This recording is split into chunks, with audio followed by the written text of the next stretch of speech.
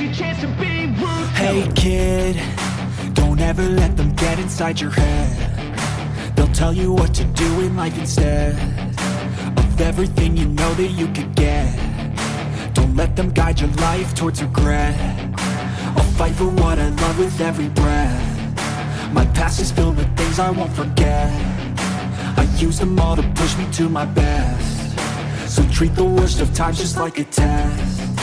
If only I could go back in time, I'd tell myself that everything will end up alright. Just push yourself, test yourself, figure out what you like, and find your limits, don't be rigid, always work towards a prime. Surround yourself with open minds, people can change your life. A few friends with intent can help you feel alive. Find a passion, take some action, and with a little time, just be patient, make a statement, try to enjoy your life. They'll try to kick you while you're down. They wanna rise up while you drown. They wanna fill your head with doubt. They're silently scared that you'll figure it out. I'll make it look like I'm losing, won't bother hiding my bruises. And when they finally think you're wounded, then it's your chance to be ruthless.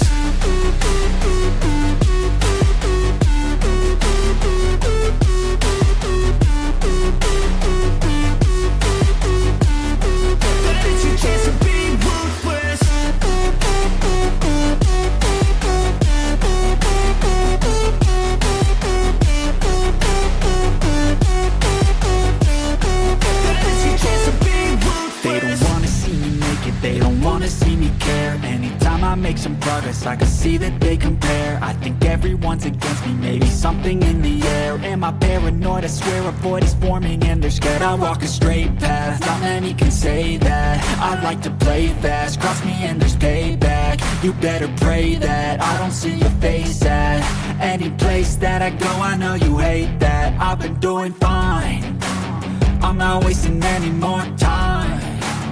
I live for the fight and the climb, and I think that the pain that's deep inside is what defines. So I won't give up, I'm gonna make it to the top. I don't care what's in my way, I swear I'm never gonna stop. I could fall flat on my face and I swear I will get back up, cause I don't deserve a thing and the road ahead is tough. They'll try to kick you while you're down. They wanna rise up while you drown. They wanna fill your head with doubt. They're silently scared that you'll figure it out. I'll make it look like I'm losing, won't bother hiding my bruises. And when they finally think you're wounded, then it's your chance to be ruthless.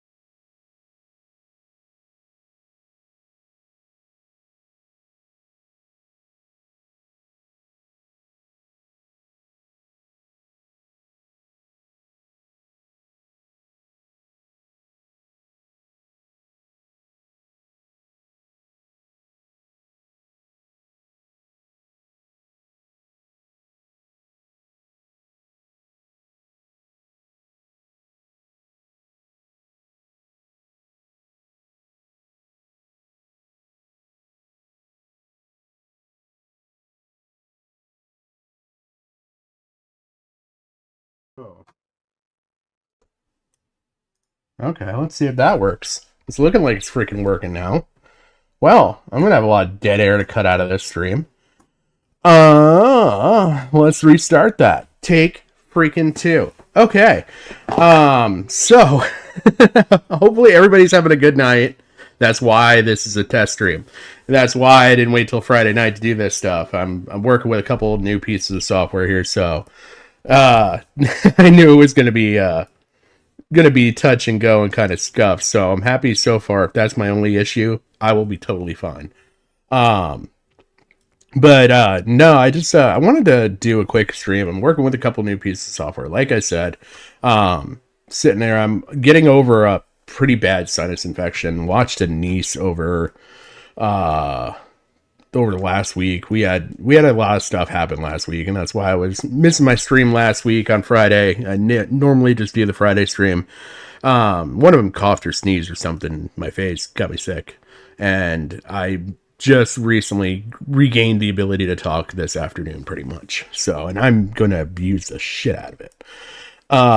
Anyway, so that's why we're doing this stream. I wanted to make it up. Plus, I know enough about Tipster stuff to kind of pull a stream out of my ass and, test stuff.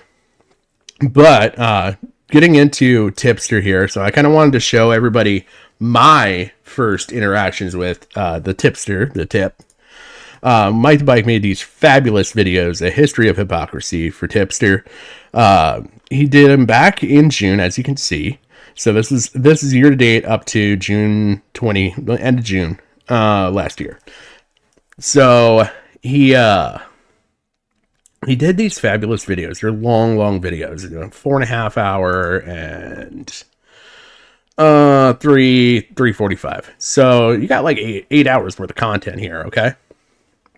And he really covered everything so well, and I really enjoyed them. I enjoyed them so much that I went through and did all the timestamps.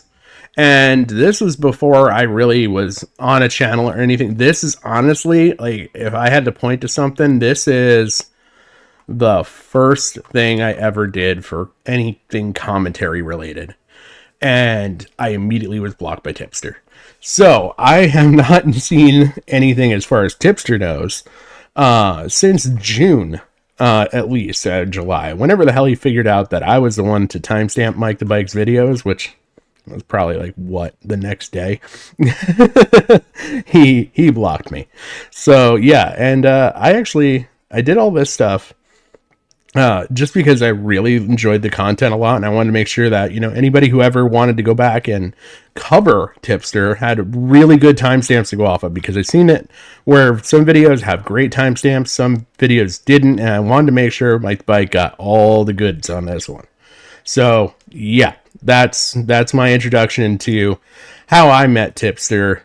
It was through immediately blocking me and never actually having an interaction with him ever. Like, people have said stuff to him on Twitter, and he's got such thin skin that he's immediately blocked people. And I didn't even have to say anything to this man to get blocked. So I've got you beat, maybe. But yeah. So Mike the Bike's actually recently done this parody. I'm thinking about maybe playing a little bit later if we get into it. But, not to beat a dead horse here, and yeah, I definitely intend that pun hard. If you've been around and you've seen things going on recently, you heard about this dude named Vosh. And this dude named Vosh, I'm not a fan of him at all.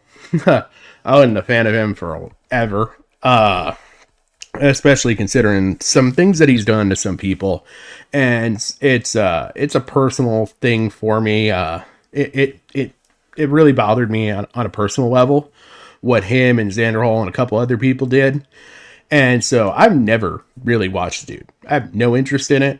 I heard that he came up, he was a Destiny kind of orbiter guy, and he came up through that sphere, which, you know what? I like Destiny from the bit I've watched. He's a pretty freaking awesome content creator. He's very, very, very intelligent, and he's one of the best. He actually applies like the true logic, the true spirit of debate. Like he's one of the few people I've seen that like really understands like debating, and that's like maybe not taking something that you really want to debate on, but in order to be a really, really good debater, you got to understand both sides of the argument. And he seems to do a fantastic thing. His research is really fantastically well done. I think he spent like the past like what 3-4 months like learning about Middle Eastern like history, kind of to prepare for like a debate coming up where I think he's gonna do Israel versus Palestine, and he wants to go into these things educated. So can't blame him. I really want to cover him at some point because it's just his community's a beautiful disaster. Honestly, he's just a unique individual, and I'm just really, really looking forward to covering him at some point. He's got some really interesting orbiters who come out of his community too. But sidetrack aside, getting back to the big man at hand, going around, I've seen a couple videos that premiered today. You got Turkey Town's video. We also got Smokey McSee, which I'm sorry, but when either Smokey, Kiwi, or Nick Nobody, I mean, any of those people kind of cover you, I feel like you have officially crossed the threshold and you're now local. I don't care who it is. Once you get to these guys' channels, that's their specialty. They go after, they find lolcows, they make lolcows, okay? Like, these guys are professionals, to say the least. My biggest question, I want to read chat real quick. My biggest question I would have to ask Tipster is, if you left commentary to do some left-red YouTubers, why did you pick Keffals? Someone who, with grooming allegations and a ton of sketchy stuff. Yes. And we're going to cover that, Jim. I in my sickness, got a bug under my skin, and I had to do something. I wanted to do something. So I went out there and I was like, this Catboy Ranch shit, which is the side of Keffals stuff, it really bothered the hell out of me. And I was like, I kind of wanted to go to the blood sport days of like making a song to make fun of somebody. And, I had to go with the old standby here. So this is 4 minutes. Let's start off here. This gives a good idea and a good background on Catboy Ranch, which it's related to the Keffals stuff. We're going to get into the Keffals stuff, whether you want to or not. But, it's important to the story arc to know who Tipster really kind of aligns himself with. Oh. So, I made this video up, and there's some funny information here. Would you fuck me? I really put this... Okay, this scene with this song has always stuck in my head. Would you fuck me hard? What's up, my subjects? It's me, Queen Clara. Yeah, so Queen Clara. So this hasn't really come up yet with a lot of the stuff that I've seen coming out about Miss Clarabelle here. She's an interesting person, to say the least. I mean, we're gonna get into the Catboy Ranch stuff, and there's some real sketch shit there. I think that they kind of float on the level of maybe needing to be investigated. And I don't like saying that because, like, I don't like labeling people, because I feel like when you throw labels out there, it's just a quick... You can quickly sour the meaning behind a word if you keep repetitively using it and using it and using it. So when you label someone a pedophile or whatever, I don't care. I'm not monetized, so I could say this shit. But when you label people these, it kind of and they like actually aren't. It kind of devalues the word. This person as definitely skirting that. And I feel like, you know, you're going to hear it a lot brought up with Tipster. Like, there's some people that are like hardcore, like, oh yeah, he is. And then there's people that are like, nah, he's just weird. Well, Queen Clara here. I'm going to let the beginning of this play out, but I wanted to let this sit on screen for a while so you can read this bio of hers over here on the left. And it's kind of funny.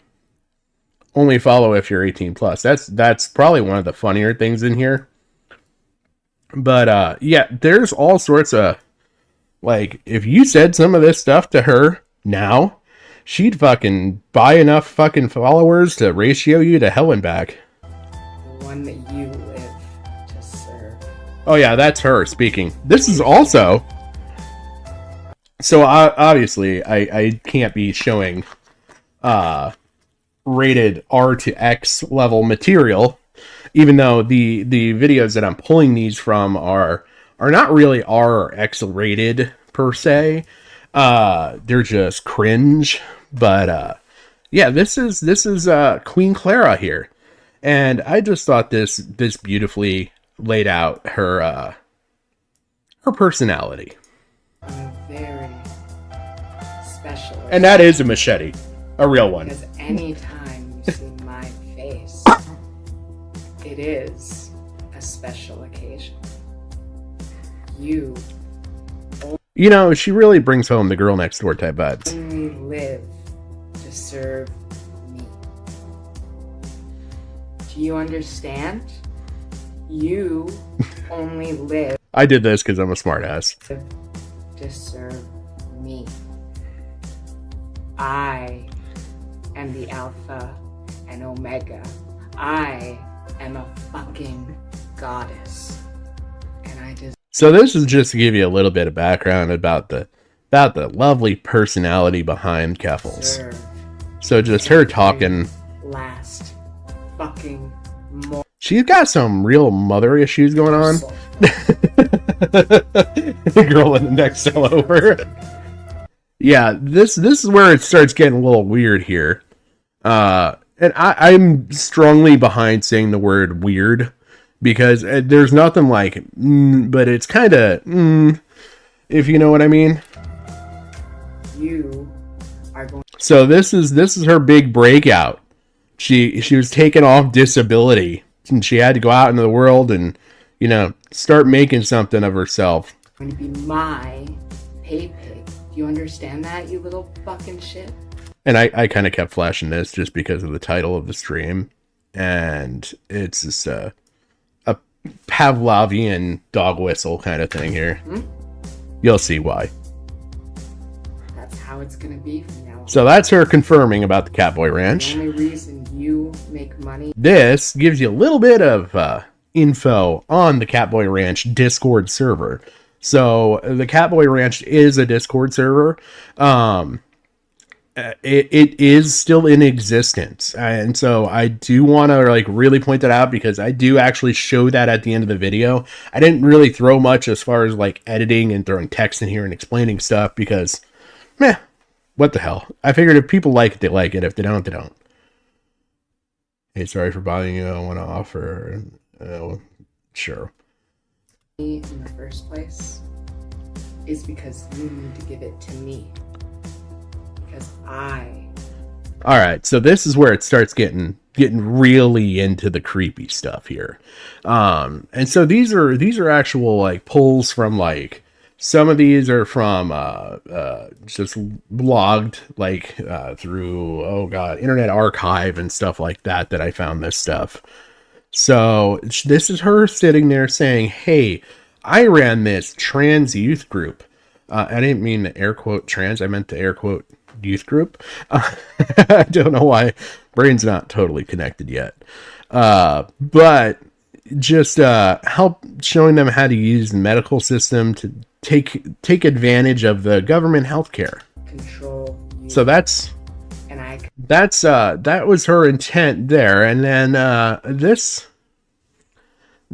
was a little more aggressive way of saying that, if you want to go that route. control everything that She's a disturbing individual, let me tell you. You know, it's just this switch back and forth between, like, there's this side of, like, hey, I want to help younger individuals gain access to this stuff. And then there's the other side of this where, And you better be nice. yeah, this is where it starts getting, it's going to go downhill. Like, the whole second half of this video, I feel like, is a quick spiral downhill, and there's a lot of stuff that I put in here that really kind of probably ought to be explained. So she's sponsoring a DIY HRT directory. Now, for those that maybe don't know what HRT is, I'm hoping you know what DIY means, but DIY HRT, meaning you can do it yourself, hormone replacement therapy. That is what we're talking about here. This is, you know, stick a needle in your bum and become a man or the woman of your dreams. Because I can fucking destroy your life in a snap. So this was really kind of brought out again recently. So you can see I snagged this one from February 18th. Talking about this Bob posting person. This person is going to come up. They're called a couple different names, and I'll kind of maybe help link it together a little bit there, but it's creepy shit. But this is talking about Bob posting in Keffals and working together with this DIY HRT, and they're basically using crypto. They're using crypto to buy the HRT from them. They're sending it to these kids, and it comes in this lovely, sketchy packaging. So this is, you know, just what the box looks like, and I thought it was kind of fucking creepy to begin with, but it gets worse. I'm glad that you're starting to get the picture. This is where it gets worse. If you look at that text in the red, that's why I kept this picture in there for a close-up. Also the fact that it's, you know, heat and moisture sensitive and everything else, like, you know. So go ahead.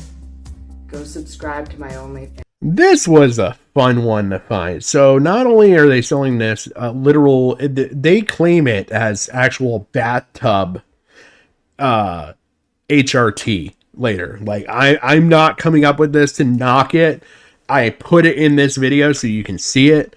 But Bob posting, the person who's helping Keffals with all this, is, you know, they're selling this stuff, and there's, as you can see there in the white, there's the accusation against Bob posting. I've not looked into it, but the HRT is contaminated with cat hair. That was lovely. So, you know, if you got any cat allergies or anything, and you're injecting yourself with this stuff, I'm sure that's going to go and help you. I know. I don't know how they haven't been rated either, Jim. But yeah, this gives a little more background on Bob posting. They've definitely got this mommy dom kind of demeanor to them. So kind of give you some background that obviously I couldn't really stick in this video in any way, shape, or form. So Keffals was victimized as a kid. I don't know how old. I'm guessing early teens, if I remember right from what I read, by an adult male. And that kind of, from what I understood, really affected them, as, you know, you'd think it would. Well, then later on, around the age of 16, it's to my understanding, Bob posting came in their life. You know, Keffals was, you know, kind of probably wrestling with the concept of being trans, and this person definitely has fetishized the whole thing. And they kind of came in, and they were in their 30s to 40s or something, from what I understand. And they urged Keffals into the lifestyle, is kind of the nicest way I could put this. And that's where their lifelong bond has come from. DM me. Talk to me. Your new life awaits, my payback. So this gives, you know, some more information on the Bob posting and all that. I'm going to dominate. So Chloe's the other name that you hear associated with Bob posting. But I thought this was kind of messed up. This is in a reply. Now, whether it's a joke or not, it's distasteful. And it's not that old. Look at the date on this. This is 2 years, not even 2 years ago, technically a year ago. I mean, we're still in the beginning of 2024. Yeah. So, 1,000 minors on HRT. It's disturbing to me. Every last second. And you can see here, so Miss Voice Training is Bob posting. I believe that is the name that they go by based are on YouTube, I think. So they do this whole home estrogen thing, and you can see they actually call it bathtub estro. I have very This was another disturbing message from Keffals to Bob posting. luxurious life. So I pulled this one in. Some of these are actual clips that I pulled in. Just some gross shit coming out of the Catboy Ranch stuff. This isn't And mind you, when you see the Catboy Ranch account, that is run by Keffals. just keep it. So if you look in here, like the Catboy Ranch is getting tagged. Is this a cult? Yes, but it makes the pain go away for a short time. They're talking about getting the collars. Fucking eyes up here. Do you understand? And here's the collars that they're talking about. Yeah, they're this into the Dom stuff that they actually collared young kids. Tell me that doesn't bother you to your core at some fucking point. And I know this is not like a Keffals video. That's why I'm jumping into this first. As I was saying, So this was interesting. This is in the Discord itself. As you can see, this is somebody who is 13 making these messages. I live. And seeing they're 13, it's now 2024. Probably still not 18 yet. Very. And this was another post from Catboy Ranch, aka Keffals. Possibly Bob posting. I don't know if they have access to the account or not. But some pregnant fetish stuff here. And somebody calling them out. Don't you let minors into the Discord server. As you just seen, it is true. This I did purposely this way. When I found it, it was actually flipped around. I think it makes more sense. So here's Maya. Maya's posting on the on January 15, 2022, about their 18th birthday in 2 weeks. And I need. And this would be 2020, so 2 years prior. So definitely not 18 at this point. Seeing that 2022, they're talking about how they're going to turn 18. They're 16 years old. Replying directly to Keffals on both of these posts. To sustain it. I need to sustain my empire. I am a queen, Some of the shit I just did for shitposting. after all. No, you didn't miss any good tipster moments yet, Teddy. I should have pulled in some of your stuff. I'm going over my Catboy Ranch song first, because Catboy Ranch and Keffals gets tied into all this. So I can take over the fucking world. Do you understand me? Do you?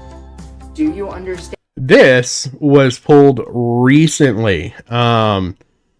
Just with all the stuff going on, she is merging her servers together. Probably because she doesn't actually have enough people, to be honest, to run multiple servers. But this was actually pulled recently, basically saying that they're merging her other server, Keffal Cord, into Catboy Ranch. Stand me. So everybody who's in that Keffal Cord server is now getting funneled into the Catboy Ranch server, whether they like it or not. Tell me you understand. And this is our first tie-in with Tipster. So I wanted to pull this and put it in a video just because, I know it's on Twitter, but nobody really had it in the video. And this is just showing that, you know, he's a proud dog boy. Friend of the ranch, Catboy Wrangler, you know, high up there. Wiggler Captain. You know, if you don't know, the whole Wiggler thing, that's her freaking awful goddamn thing that she, like what is it? Is it PNG vlogger? I don't know what falls under what. There's too many fucking ways to define this shit. I think it's PNG. I don't know. Because PNG is like the type of thing that it is, like the type of image it is. Like if you watched Red X or any of that, I enjoy that. He's technically a PNG tuber. Like his whole dynamic is, you know, it's just like images flip flopping around. Technically, you could even say that Turkey Tom is kind of like PNG with his stuff. So, but then there's vloggers, and then you've got people that like do the rigging and all that, where they're like, I don't know. There's too many fucking ways to do shit. Well, you said the correct thing. Good for you. I wasn't transphobic before I found out Keffals. That's awesome, Teddy. Yeah, Keffals made me angry when I found all this shit out. So this was another one that I took recently. This is Keffals freaking the fuck out because all the stuff with Vosh going down, and it's causing people to dig into her past, and you can see that she's worried about stuff going back to 2022 Kiwi Farms, because you know Kiwi Farms is like the holy shit apocalypse for her. I'll see you around soon. You stupid pay-pig. And so this is just me circling around being a pedantic asshole, basically saying I think Keffals is the predator. Fox. Yeah, she has zero charisma. I cannot watch a Keffals stream, so I applaud anybody who can actually sit through her shit, but it is fucking awful. But yeah, that was my video that I put together on the Catboy Ranch stuff. I wanted to really kind of put shit together so that way if anybody really wanted a quick down and dirty on the Catboy Ranch, now you got it. You got it in under 4 minutes, okay? So now you got a pretty fucking solid idea in Catboy Ranch, which is going to come up, obviously. But yeah, so Tom Dark, Turkey Tom, released this today. Fantastic video. I'm going to get to it. I want to go back because I want to find the other video. I want to play the beginning of Smokey McC's video here. Because like I said, I think this is really, actually, you know what? I'm sorry. I'm a little late, man. I didn't pull up the video that I wanted. Why did I not do that? Oh no, now you guys can see all the stuff I've been watching. By the way, I have this space stuff going on my TV. I've found out it helps kind of with the background lighting. Not that anybody cares. Did I throw it in my watch later? You know, we might get into that stuff too. I got some Hotline Miami stuff that I thought was real interesting. What the hell? No, I know damn well I had this video saved. I just watched it. All right, this guy. I don't know if it's Breeze or B-Riz or Bryze. It's one of them probably. But dude dropped this video today, and it is fucking amazing. I don't want anything to do with anime. I got my waist bin here. So again, you know, Mike the Bike did his comprehensive videos. If you really want to see like a complete history, and I mean a complete history, I mean, this is, you want to talk about like a rise and fall. This is a rise and fall up to basically the lolly drama that pushed Tipster out of the commentary community. But it really kind of covers like his whole arc with Augie, Bo Blacks, all that. So it really is on point, and I am so proud of the timestamping that I did here. And I mean, these are accurate down to the second. Like, I really really went in on this. I was a little retarded when I did that. All right. Anyway, let's get into this. So that is a lot of time to invest, and say you don't have that much time, say you only got 25 minutes to learn about Tipster, this is the fucking video for you. This guy's video is fucking amazing. And I got some of my anime. We got Death Note, one of my favorites. Throw it in the bin. We got some Dragon Ball Z, another great anime show. Robotech. He does awful. Donkey Kong. I was watching him. I'm like, dude, man, you are not good. Maybe there's some lolly in there. I'm having a double whopper day. Alright, welcome back, ladies and ladies with dicks. You ever wonder what happened to the guy Teddy, you gonna love this, dude. that said, "So no head"? As a pickup line every time he encountered a woman, this video will serve as a pretty accurate representation to how those clinically depressed semen demons turn out in the future. Tipster TV is a drama YouTube channel that has been circling around multiple communities he gets bullied out of, one of them being the commentary. And he's been doing exactly that for quite some time. If you go onto By the way, this dude's obviously floating around the commentary community. He really pulled in some good clips here, but his flow and just style, I am digging the fuck out of. channel, you can see some of his older videos date back to 2016. One of them almost being a prologue to this man's horny-lations, being a video of him happily licking the cream off a beer while shooting more into his pants over the fact that Zoe Burger rated one of his streams. Zoe Burger, little peeps. Look it. We're about to hit it, guys. Zoe Burger just rated me. I cannot believe this shit. Look at that. I can't believe it. See what's the Snapchat? Holy shit, like. Oh my god. I didn't even know about this whole fucking Zoe Burger thing. Congratulations. I'm unworthy. I'm unworthy. Now, getting a shout out from Zoe Burger has the equivalent effect of reading your name at the end of somebody's suicide note. Her streams almost have the same effect of the damn ring tapes, except of dying after 7 days you would just contract chlamydia. So my point being, he's been in the YouTube game for a long ass time, which is why I'm quite familiar with him. And if you watch anybody else in the commentary community, they are most likely as well. Perhaps some of them being the ex-colleagues of the guy himself that cut ties with them after not being able to handle his depraved behavior for any longer. However, I'm pretty confident in saying most of you watching have probably never heard of Yeah, no, really. Who was the chick that I was trying to think of it earlier. I could not fucking remember for the life of me. Now I closed the Mike videos out. He went to fucking war with somebody, and that's really what made him. And it was another girl. Like, every freaking drama with Tipster involves a woman. of his existence, or thought the term From his tipster wasn't creation. even a person, because off rip, being an obese alcoholic named Tipster is already kind of setting yourself up for failure. The reason this man is probably a mystery to you is the result of the recent dramas or communities he's grifted onto for the past few years that ultimately Susie Lou, thank you. Susie Lou, yes. cause his reputation and view count to plummet down to the bottom of the fucking ocean floor. To start Yeah, because he had the Susie Lou thing, and then from there he kind of got in with the whole thing with kind of hooked on with Nick Diorio, Augie, and all that kind of buddy chummed around with them. He was really like the fourth wheel. You know, God, no, even the fifth wheel. Jesus Christ, because you got Augie, Nick, Bo Blacks, and then you had Edwin, and then I guess there would be the tie for fifth wheel. The sixth wheel would be Flamenco and Tipster. Have you noticed, like, this group of friends, 50% of them are sketchy?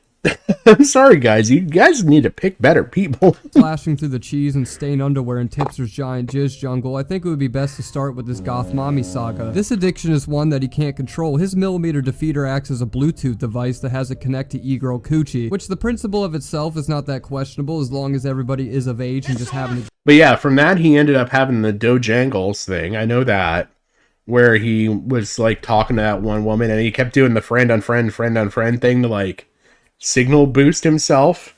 Good time. There's not really too much to knock about that. Problem with Tipster is he takes it way too far, saying sexual and creepy shit towards the woman he talks to, completely out I knew you'd like his delivery, Teddy. This dude spits. Like, these aren't even the funny lines yet. The blue. You could be discussing your tax write-offs or the passing of a family member, and he would start to ask you if you need Tipster's tip to feel better. Just really cringy shit like that, where he really thinks he's cooking up something hot in the kitchen, but nobody's hungry. And he'll always add a lull to the end of every text to make it seem like it's all irony and what he says is all for jokes, not actually meaning anything he tells these poor women that have to check their DMs to see this guy at the top of it. For example, another content creator announced on Twitter that she was lesbian, a very brave action, especially on Twitter, for her to do, so it would be right to give her some flowers for doing so. Tipster, however, would throw the bouquet of flowers he had prepared for her right into the garbage, because instead of congratulating her or saying something supportive, he would instead respond with, "I just grew 3 inches from following Briz on Instagram." The science behind it is true. Go check the description. Briz. Okay, I missed this the first time. But what he actually said was, "Why do all the hot ones not like dick? LOL.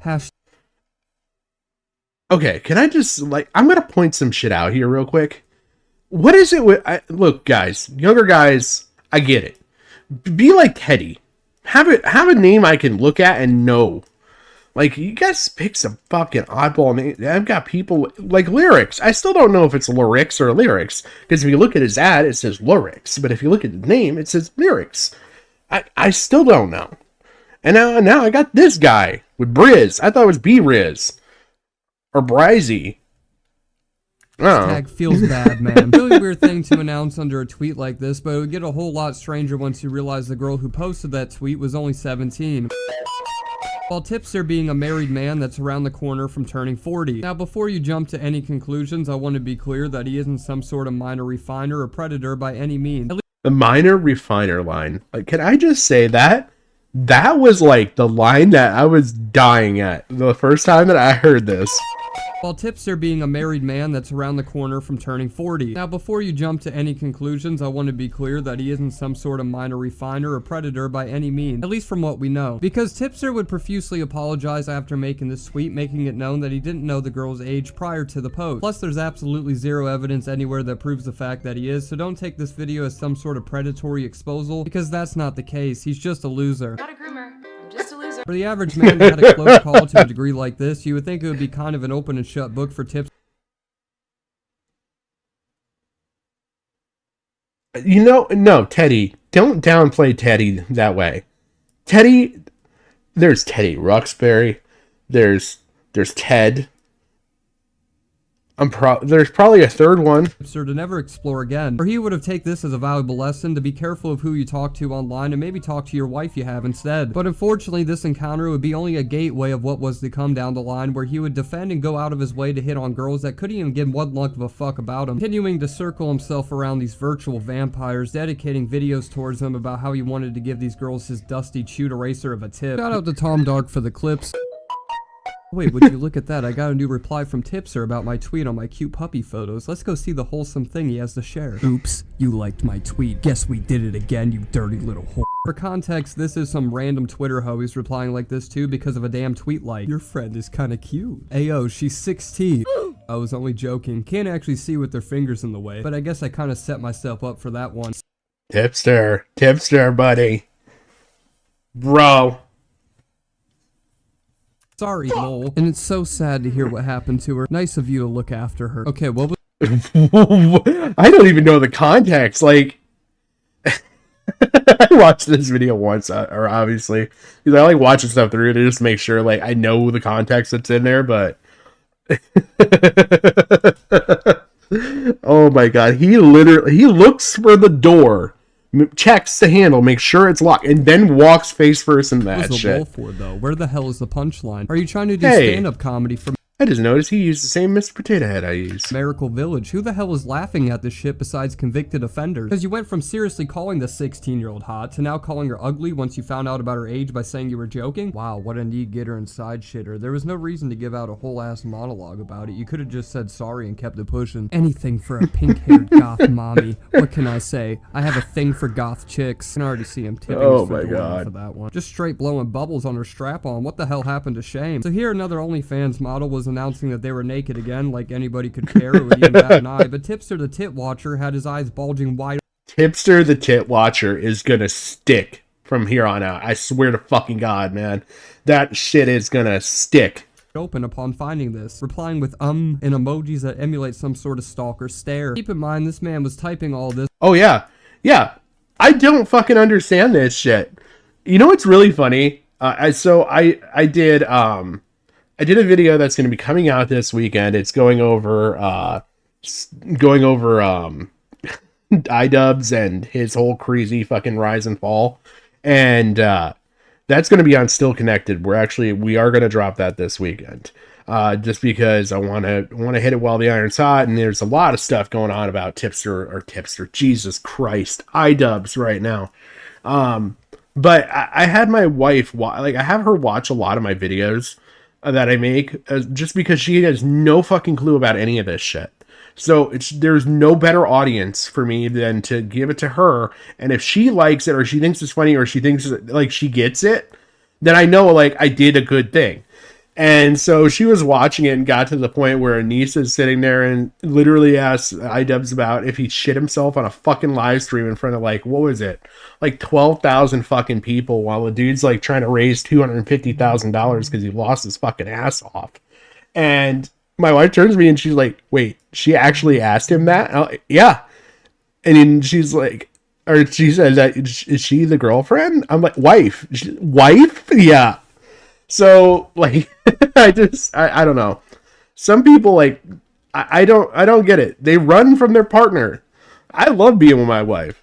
This while he was live streaming, waiting for his wife to prepare him pizza rolls and tater tots for dinner downstairs. Whenever Amaranth was trending for quitting OnlyFans, Tipster would take it upon himself to be the Amaranth stuff, to wake everybody up to this world-breaking news by posting it within the first minute Amaranth's video even came out, which is impressive to learn he can deliver. I remember this. He got so much shit for this. Deliver news that fast, especially with only one hand. Some people in the past tried to make the argument on how he's doing what a commentary channel should do by reporting the news as soon as it breaks out, which I find incredibly stupid, owing to the fact that absolutely nobody on this earth could give one luck of a fuck about her leaving OnlyFans beside the shriveled simps that pay for her tier 3 subscriptions. He probably didn't even listen to a word she said before sharing to the internet and how his beautiful queen responded. The most prolific e-girl I believe Tipster has fallen stomach over cankles for is a woman that was another line that got me. Sorry, I'm gonna go back. 3 subscriptions. He probably didn't even listen to a word she said before sharing to the internet and how his beautiful queen responded. The most prolific e-girl I believe Tipster has fallen stomach over cankles for is a woman that went by the name of AP over 9K. For context, this is by far like his definite like this was like one of the biggest notches against him when all this shit first initially went down. Like, this was probably the worst thing that happened to Tipster that wasn't related to Lolly, but still involved kids somehow. He was in Tipster's little circle of e-girls, but for some reason he saw her as some sort of goth mommy prophecy. They met and talked to each other for around, I believe, only a few months, and ended up flirting with each other on the streams on a regular basis. One of those streams, AP was shithouse sloppy drunk, and Tippy was making sure to get tipsy as well. The times were great until AP healthy. He would slur out her words in a way you wouldn't imagine. Drunken AP goes mask off and delivers the dreaded N-bomb on stream due to her Taco Bell order getting canceled on DoorDash. Based as hell, by the way. I feel like that's like another terminally online thing. Like somebody like says like to be nice. Like, hey Jim, look what he's playing, Jim. Jesus Christ. This man always plays the same game when he's getting involved in this shit. He always is playing the same fucking game. Like, oh, you need to get rid of this game, Tipster. I think this is your curse. Oh, my mom's hot. Like, I don't think that's weird. Wait, did you what? say that fucking N-word? Okay. Okay. Yeah, you gotta... This is not Sorry. weird at all. A fellow YouTuber by the name of Bo Black sort of held this Discord court between everyone, but AP again was completely plastered and began schizo rambling for the better part of an hour, continuing to be a trifling troglodyte. Yeah, AP was entertaining, that's for sure. She created some content. I don't know what's worse. iDubbbz fault or Tipster's fault. Cringe and kind of a loser, while Dubs. Yeah, see, that's the thing. iDubbbz is sad. He's fucking sad. But yeah, the whole thing with Tipster, I'm gonna maybe give a little bit of a dickish opinion here, but Edwin he never had the fucking mojo of even Bo Blacks. Like, okay, Bo Blacks has got high energy, especially when he's like really, really, really passionate about. Like, talk about the allegations. Like, that is like just a banger that is in your mind if you've ever heard it. Okay. Then you got Augie. Augie had a lot of charisma. He maybe was a little more timid. Definitely could tell he was the kind of kid that, went to church on Sundays kind of thing. And then the Nick Diorio is the one I relate to the most. I just, growing up out there, like, I know so many guys that I hung out with that were the same level of energy as Nick. And so, like, that's where, like, I love that energy. But then when you look at, like, Edwin tried too fucking hard. He never was fucking good at it, okay? He thought he was good at it, and he sucked. Maybe Edwin's content that he covered that he was passionate about, he might have been great, but everything I ever saw from Edwin, I was like, dude, this guy sucks. Like, he's just dragging the vibe down. And then Flamenco is kind of funny until you found out that he got his feelings hurt real fucking hard, real fucking quick. Which should have been it should have been kind of like a sign when he came in through the whole fucking Ethan Ralph side of shit anyway. I mean, do you want to talk about somebody that gets their fucking feelings hurt over a fucking donut crumb? Mr. Tortas and tin cans down there. And then who else do you have? You got Tipster. Tipster, I watched him a few times. Like, he was all right if you took away his fucking soundboard. Tipster, if you took away the soundboard, he could probably hold a show, especially if he's passionate about something. Like, I don't know, child porn. He really could fucking get into it.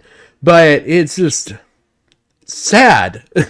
All he does is he's got to like hit buttons. Like, he can't fucking carry a conversation on his own. Like, I nothing. I will never, ever, ever have a soundboard just because of how much abuse fucking Review Tech USA and fucking Tipster have done. I, just because of those two individuals, will never own a fucking soundboard. I have no desire to. Oh, man. Yeah, Tipster never had charisma. Yep, correct. Edwin is better in scripted stuff. Okay, see, like, I never watched any of Edwin's scripted stuff. I know there's a whole big arc with him and Sear and everything else. Series on Diane Wood. No Lie, amazing. I'll have to watch that sometime. Maybe go back and give him this thing. Hold on here. Yeah, him hooking up to the Salvo train was just stupid on his part, especially because Salvo's, again, another high charismatic person. And it's funny that they, like, kind of really hitch themselves to these fucking high energy fucking people. And there's just so fucking low energy and, like, like, I definitely am going to sound like an asshole here, but I feel like Edwin was a bit of a fucking tryhard when it came to that shit. Like, he really tried to make himself funnier than he ever actually could be. Like, I just think back to watching the whole dumpster fire that led to the car ride that fucking ended his career, basically. Like, you go back and you watch that episode of the Keemstar show where you've got, okay, Salvo Pancakes coming back after being fucking fired. And then you got fucking you got Edwin there thinking he's gonna get laid, and he gets laid, he gets fucked over, that's for sure. Like, that was the worst fucking decision of his career. But you look at the jokes and him trying to be funny on that show, and it just stands out how much of, like, he just doesn't fucking have it. Let's get serious again, though. Let's get serious. What's going on? Let's get super serial, guys. Okay. I'm not going to say what I was just going to say. I'm just going to... Are you drunk? Tipster eventually ended up deleting the entire server they were in during her meltdown, cutting the conversation everybody was having off because he was embarrassing himself by bringing this girl onto their show. Allegedly, AP said she didn't really... Yeah, I never blamed Tipster entirely for the blow black thing. However, he knew I was drunk, pulled me on live stream, blah, blah, blah, apologized to me, concerning, now deleted tweet. Oh my realized the god. entire thing was being What the... Teddy, what are you doing in this conversation? recorded in the first place, labeling Tipster to be at fault for all of this for not disclosing anything about this being public, essentially throwing him under the bus. Yeah. Okay, so there's a funny ass arc with Salvo recently that I watched that was like, this is kind of like, it reminded me a lot of the whole Tipster lyric Salvo thing. Except it wasn't like a try-gay-op the way that was. It's just Salvo farming content. Like, you can tell he's got a good knack for it. He's just... I don't know how to explain Salvo, really. Like, he can be good at creating content, generating content, but like he is just a fucking wild card when it comes to life. In order to get her footing in the commentary space, which she would admit later on one of her... Yeah, this is the one. And everything Dojangle said. Yeah, so this is going on about the whole Dojangles thing. And so this was going with AP over 9K was kind of white knighting for Tipster, because this is back when Tipster was getting called out for doing his whole friend unfriend, find people on Facebook. Like, I don't know what the fucking obsession is with people my age and older with the whole fucking Facebook side of this shit. Fucking Review Tech USA. Like, there's a lot of shit that happened this week that I'm kind of like, I'm not going to be able to cover because I'd rather cover the funnier shit. Review Tech USA fired his fucking editor, Jay, who was a friend with Worski. He's also dressed up in a maid outfit to serve fucking Rich coffee. Rich fucking sits there, strips his fucking shirt off on stream. These guys are like not even that much fucking older than me. They're like under 10 years, all of them older than me, okay? And they're all fucking gray. Like, I got some gray, like right here. I got a little salt pepper going on. But these motherfuckers, like, Rich is fucking whited out. The hair is done run off. And, like, Jesus Christ, these guys are fucking embarrassing to fucking people our age. Like, no wonder fucking younger people, like, sit there and they're like, no one over 35 belongs in commentary. Like, I'm looking at fucking Tipster, I'm looking at Review Tech. Jesus fucking Christ, guys. And why the fuck are you on Facebook? Facebook is like the lolcow fucking, like, graveyard. Like, I don't even know how to explain it. Like, what is it? King Cobra is known for having his fucking Facebook wives and shit. Tweet. Zuck sucks. All off that she was livid Tipster wouldn't defend her, so her response to that was to leak all of the private DMs the two shared, which furthermore... See, I actually found this interesting when I was going through this. I never seen this whole DM side of this shit. I know shit came out about this around this time, but yeah. Or just gave the perception of how alone and sad this guy makes himself be. Jay's on retainer now.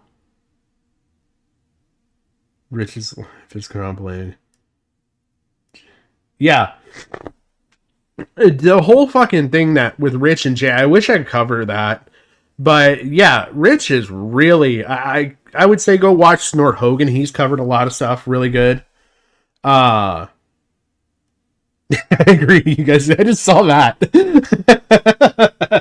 Daddy, damn. You're just gonna fucking come after me like that. And you make fun of my dead dad and shit, bro? Come on. Yeah, it's... Okay. So the whole Review Tech fucking thing is fucking just nuts. Like, Rich loses his fucking mind every, like, week now, it seems like. And then he doesn't even go back and apologize anymore. He's just spiraling.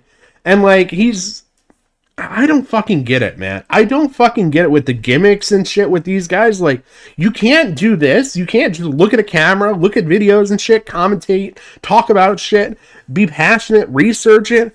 I work a full-time fucking job on top of this shit. Despite having a wife knitting in the adjacent room. Notice the new profile picture. Not gonna lie, it looks hot and hot pink. Thanks, I love it. Even hotter goth mommy. Why give a These messages were so gross, by the way. About what people think about you. You be yourself and own it. He's married, man! Because those of us who love and respect us do for who you are, you know? I thought you looked great in that photo, to be honest. Goth mommy could get it. You are... I don't fucking know. This dude acts like he's like fucking Echo. Such a hot goth. I'm fine because I don't like Tipster. But if you ever need to talk, don't hesitate to call or text me. I'm a busy guy, so I may not respond immediately, but I will respond. Gotcha, thanks. Like, bro, just take the fucking hint. She shut down every one of your advances directly to your face, but you just kept standing right back up and charging forward. You put so much passion into women that show obvious signs of having little interest into your existence. Yeah, I noticed that. They like really lean on that gimmicky shit, Jim. It's stupid. It's like I'm watching that one scene out of Anchorman where Brick was trying to flirt with the receptionist. There's hardly any social skills. You know what? That's true. That's very true. He makes a good point there. Now that I think about it, because I didn't really think about the whole Anchorman thing, because I hadn't seen that fucking movie in ages. He is that awkward. Or like, oh my god, Zach Galifianakis. The fact that I can remember his full name, but I cannot remember the freaking movie that him and Bradley Cooper and all them were in.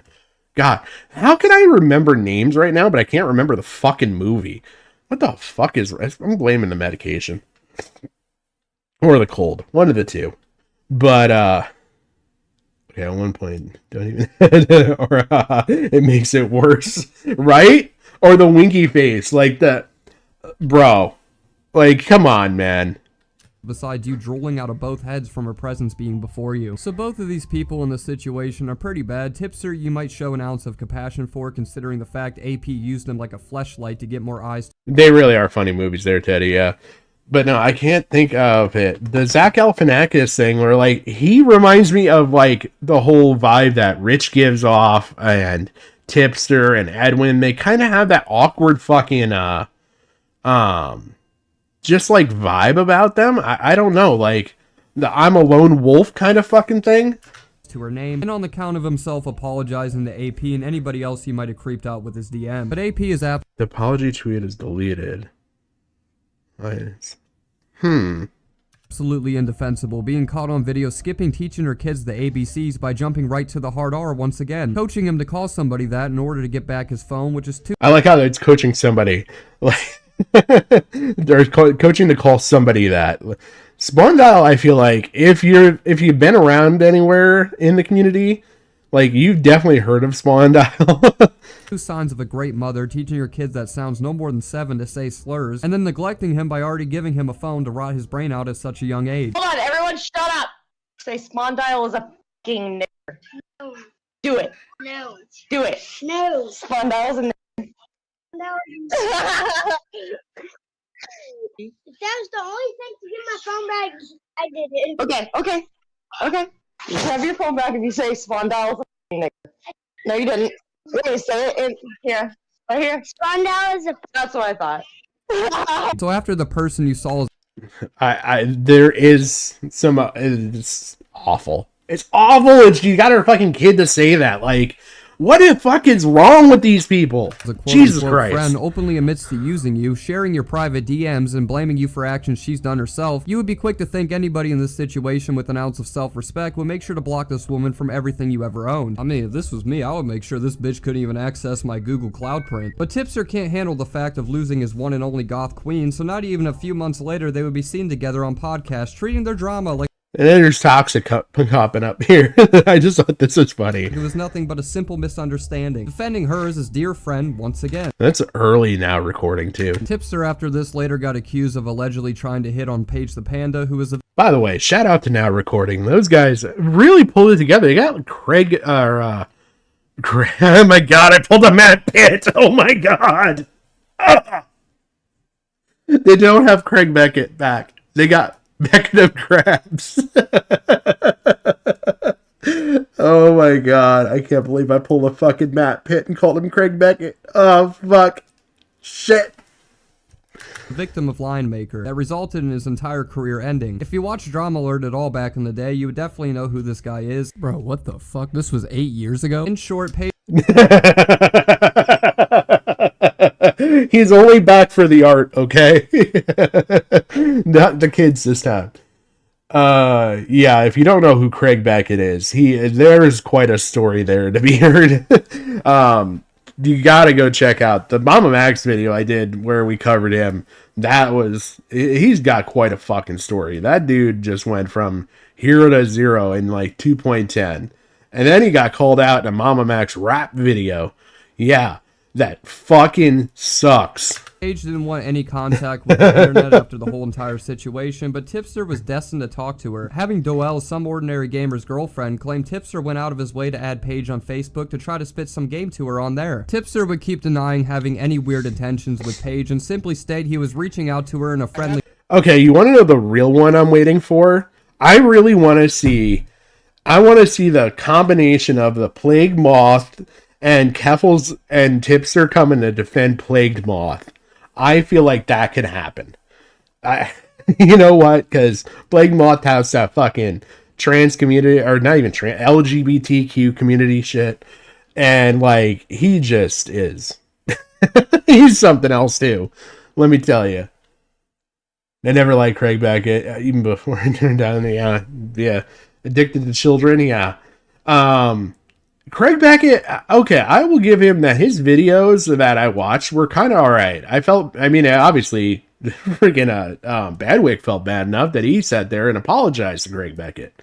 But, yeah, I don't know. I didn't care for him as far as, like, making a commentary video, but this art that I've seen of his, pretty fucking nice. It is pretty fucking good work. Apparently, he fired them out, like, fucking...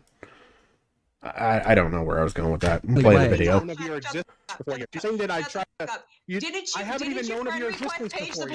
Didn't you go and look for Paige the Panda on Facebook and friend? By the way, I highly encourage you want to see Tipster get embarrassed not related to lolly content. This fucking stream is still out there on Augie RFC's, like, his saved stream somewhere. I know it's also been re-uploaded. This was like, I remember listening to this like originally and just going, man, shut the fuck up, shut the fuck up, shut the fuck up. I was in communication with her because we were discussing her GoFundMe. Communication with you, and you went and frickin' friend requested her on Facebook. You went to go look for her on Facebook. And like I said, it wasn't just like he went and found this chick who also is like damaged goods, to put it lightly. He went and found this chick that's damaged and had some stuff going on at that point, and friended unfriend, friend unfriend, friend unfriend, like kept doing it to like show up in the notifications. I don't know, that shit's fucking weird, man. True, that's not true. When I friended her on Facebook, I have the screenshot. I'm not saying I didn't friend her. But I just really don't see the fucking point. She made it evidently clear that she wanted her privacy after being dragged into the spotlight for being groomed. The case was completely closed, with all evidence already being a part of 50 YouTube documentaries from years. Yeah, his delivery, he did try and push the edginess. Like, he was cool. Again, it falls into that older content creator thing, I guess. I don't know. Like, I know I fucking am not cool. I'm not gonna be cool, okay? I enjoy doing this shit. And it's fun to me. It's a cool way to vent.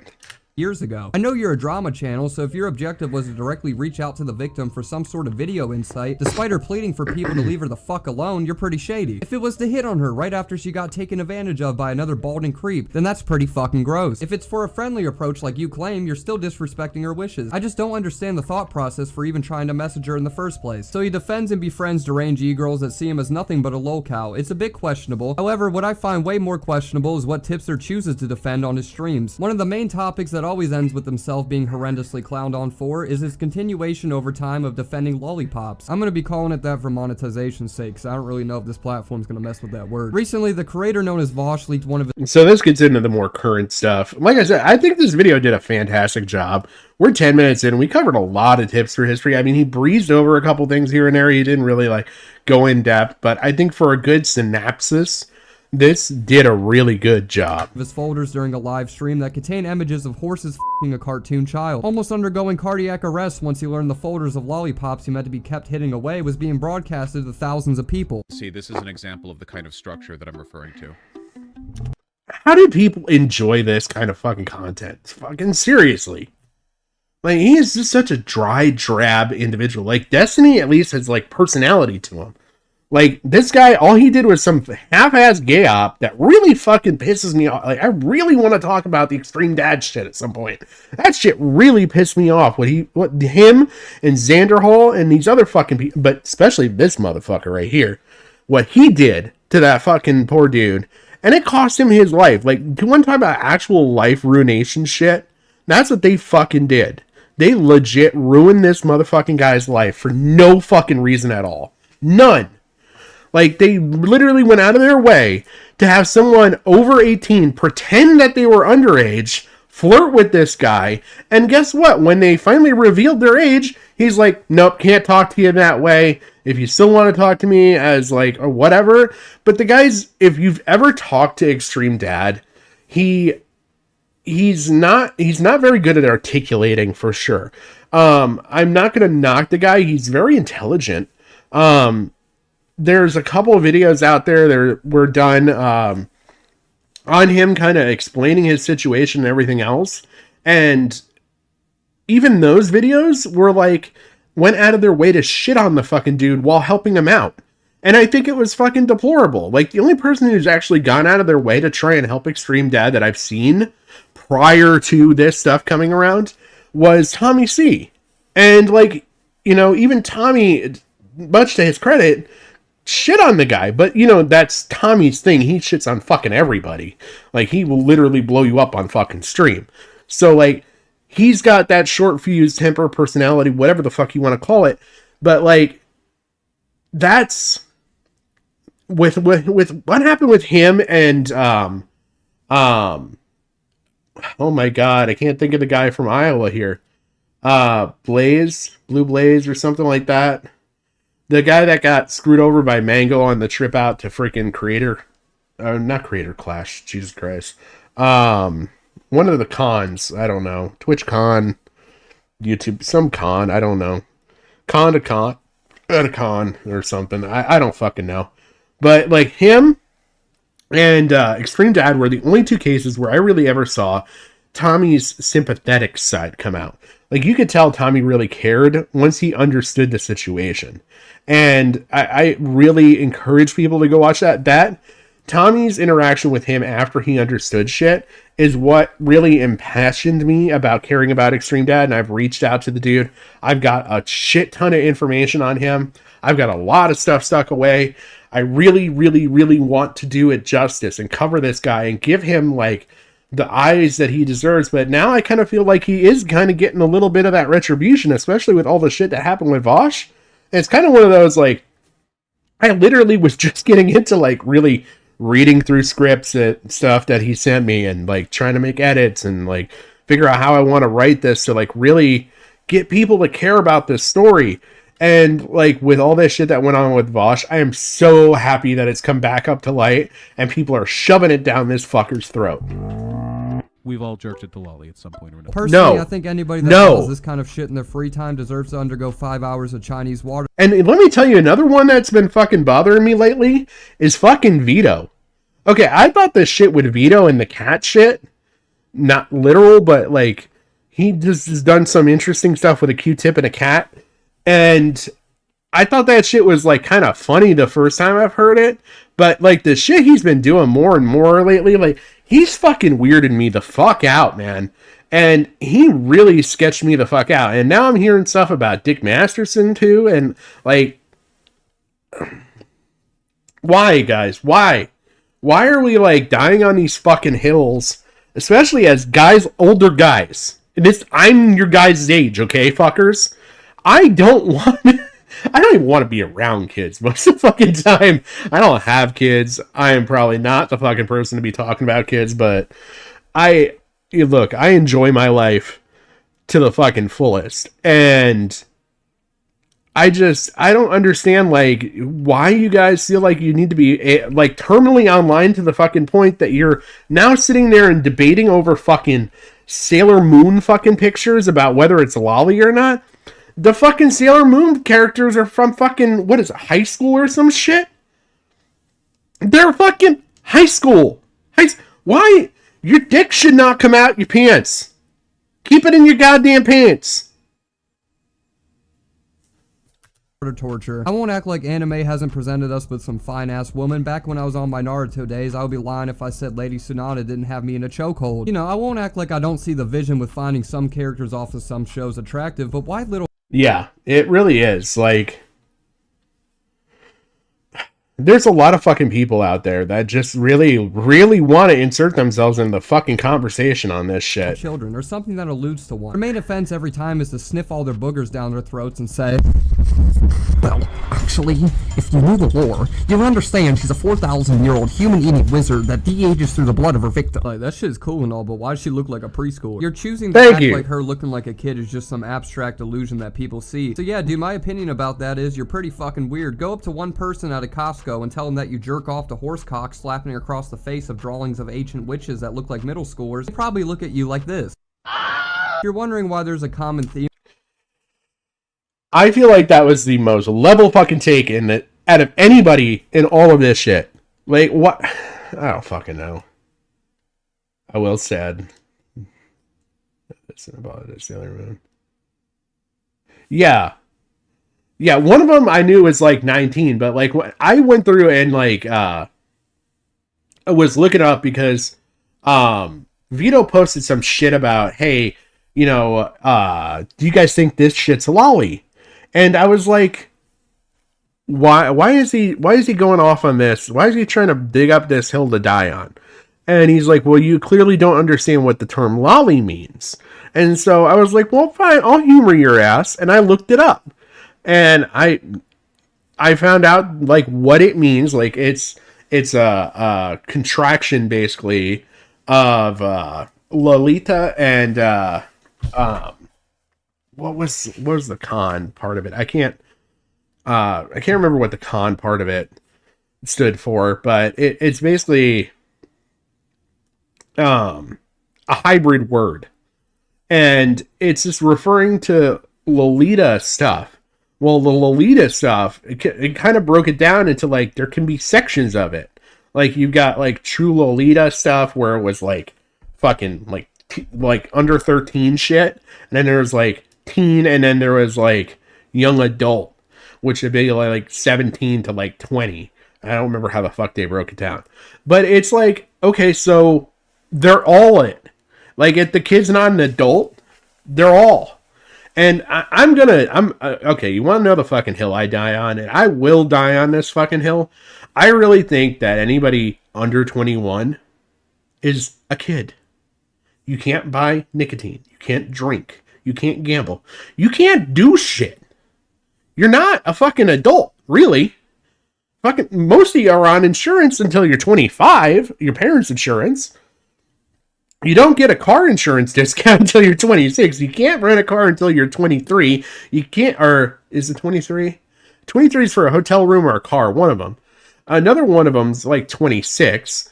Like, you can't do shit until you're basically 23. It's kind of like your breakout point where you're actually like weaned into adulthood. I still feel like anybody 21 and under is a kid. I'm sorry, they are. And, you know, people also need to start fucking grasping shit on the other side of this fucking argument. You can be 18 and be in school. Okay? Like, I was 18. I turned 18 before I graduated. All comes down to when my birthday is, when graduation was, and when I got enrolled into kindergarten. That's how it fucking happened. I got enrolled at 4, but I turned 5 before the end of the year. Same thing happened at the other end of the fucking system. I turned 18 before I graduated. My ass was out and living on my own. Like, people, both sides of this fucking argument sucks on certain things. I'm just gonna fucking say, that's why I avoid this shit. Like, who the fuck wants to talk about this shit? With horses, it's because Vosh's biggest fantasy is to mash pissers with a woman as a horse. So if you put 2 and 2 together, wanting to be a horse while you have save images and have witnesses around me. Do you have the lawyers on Zoom, Teddy, or do you have them in the room? Of horses busting across images of drawn out kids, it's not really a good look, and it's really the dick cam sells it. You know what? Streamers need to start having dick cams, I think. That would solve a lot. Then we would know. Hard to defend. I'll make it clear. You can write this down. I want to a woman as a horse. None of this is a secret. To be clear, you know. Drama would later get a tenfold worse when older clips of Vosh started to resurface of him morally justifying the act of owning cheese pizza. Doing so for years in multiple clips, claiming everybody in America was just as bad as predators that own CP, because majority of the people that live here own something that was a result of some sort of child abuse. Like parts of a phone that was manufactured in... I have a thing to say here, okay? And you know what? It's probably going to be a fucking hot take. I don't give a shit, alright? Child labor in some countries needs to exist just out of the sheer necessity in order to have income for the family. You cannot get rid of child labor just by willing it out of existence. I'm sorry, that doesn't fix the economies in these countries that are dependent upon it. These people have their kids go out into the workforce to generate income for the combined household so they can afford to have somewhere to sleep, eat, and live. They're not doing it because we want to make the kids work. I guarantee you, nobody wants to have a 13-year-old working a fucking press mill machine of any sort. Like, if their economy was better, great. But then the other side of it, you got to understand, if you're trying to increase their economy, it increases the expenses of goods, and it'll increase everything to the point of unaffordability. It's just a lose-lose dynamic. This falls into the whole utopian idea that for whatever fucking reason, a lot of people fucking feed into that. It's like, there's this magical thing that's going to happen somehow where you can have everybody make $15 to $20 an hour and still afford everything. It's never gonna fucking happen, guys. Not gonna fucking happen. I'm sorry. I gotta be the one to break it to you. I'm sorry if you were hoping to, go work at McDonald's and make $20 an hour. I think it's an unreasonable expectation for society. I think it's fucking absurd to think that you're ever gonna have somewhere that is going to be this utopian thing. It's going to come at the expense of something. You're either going to have it at the expense of the environment, because it's going to affect the environment because there's cheaper materials that are more plentiful that can be used, combusted, whatever. You're going to have labor. It's cheaper labor. There's a lot of places like, I would say Middle Eastern to East Asian countries where, like, I'm sorry, but the value of a life there is less quantifiably than here. We have such a high value on life here. There are people, have you ever seen a car accident in India, or any type of like accident in like India or China or Thailand or any of that stuff? They just film it, or they just walk by. Nobody really cares, because the value of a human life there is different. They have class societies in these places where people, just because of where they're born, are automatically pieces of shit. They're never going to fucking achieve shit in life just because of where you were born. Like, that's the shit you need to fix before you worry about the fucking child labor. That I don't know. Okay, rant the fuck over. I went off on a huge fucking side tangent there. I just want to make $30 an hour by telling people to fuck off. Well, Teddy, you need to become a streamer, although it's really hard work from what I understand. Thailand by 12-year-old child slave, which is like comparing dicks to balls, essentially, because whenever you unbox your phone, you get an Apple logo as a startup, not some intro video of meeting the creator where it shows some kid crying out in agony as his hands get crushed by heavy machinery. The result of cheese pizza is simply the act of what it took to make it. It's all just abuse from start to finish, all the way to the sick ass who decides to watch it. If the offender is consuming child porn without paying for it, if you're not paying for child porn, if you're just getting it, there is no moral or legal argument against that. This whole argument, by the way, reminded me so much of the Amos Yee shit. If you're not familiar with Amos Yee, he's been in prison because he's a sick fucking individual. But Vosh would get along great with this fucking dude. Basically, he was over in Singapore, I believe. Which, if you didn't know, Singapore, China thinks they own Singapore. It's a whole fucking other debate that we'll probably get involved in, because, we're going to have peace in the Middle East yesterday. Once the whole Israel-Palestine thing solved, we're definitely going to figure out the whole Singapore, Thailand, China thing. Because that's not going to cause a war either. But side note, anyway, basically Amos, he started out as a kid. He criticized the prime minister, I believe it was, of Singapore. He was kind of making YouTube videos. Basically, he ended up getting in trouble. He was going to be in prison because of the stuff he was doing there is illegal there. Kind of made a plea for asylum, ended up in the United States. They kind of worked to get him over here. And then they found out he's kind of a sketch fucking dude, okay? He kind of really digs children a lot. There's some good debates out there on AMOC, especially with Destiny, to get a really good idea. Said the same stuff as look at how he turned out. Yes. I remember trying to tell Medicare he's joking and trying to be comfortable, and turns out he had terabytes of yeah, it's one of those things people use point to veto. Yeah, there's a couple people that are in the community still that definitely remind me of MSD. And I mean, it takes just a second. In Vosh's case, literally just a second to expose these fucking people. But yeah, MOC is a fucking wild story, to be honest.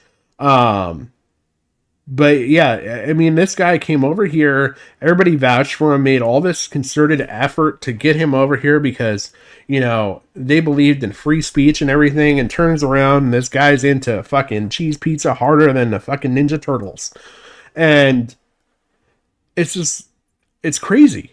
And it's just crazy how similar the whole Vosh stuff is. And you're right, Jim, the whole veto stuff too, the Yi story. That doesn't also like rope in you guys for the things that you have purchased.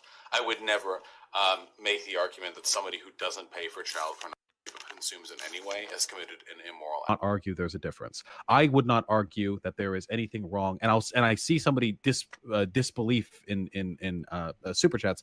I would not say that it is unethical for a person to purchase child. By the way, if anybody doesn't know and you want to look into some stuff here with good old Vosh, check out the Irish Laddie stuff and the things he did with the one chick where it was the Destiny server, and he kept like harassing her, like, you want to see my dick?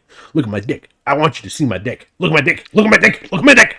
And like really fucking goes to town on this fucking chick. And she's like, no, please stop. Go the fuck away. Or purchase blood diamonds, because I don't see a major difference between that and, again, buying a computer with silicon that was mined up by literal child slaves. His defense for all of this was to always say it was all out of context, coming out with a recent response claiming himself that his argument was a stupid one to stand on, explaining how he used the pizza example for shock value in order to grab people's attention towards the abuse of kids. It happens across the world in order to make all these products the average man owns. My dumb goal here was to spark indignant. By the way, you really want a good laugh? Look up Vosh without a beard. Holy shit, bro. Actually, you know what? It's worth it enough to pull it up on stream here.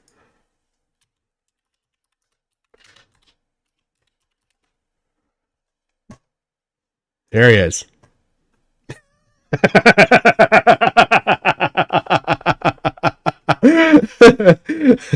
Look at that cute little lesbian. Oh. Fucking lost where I was at. Oh no.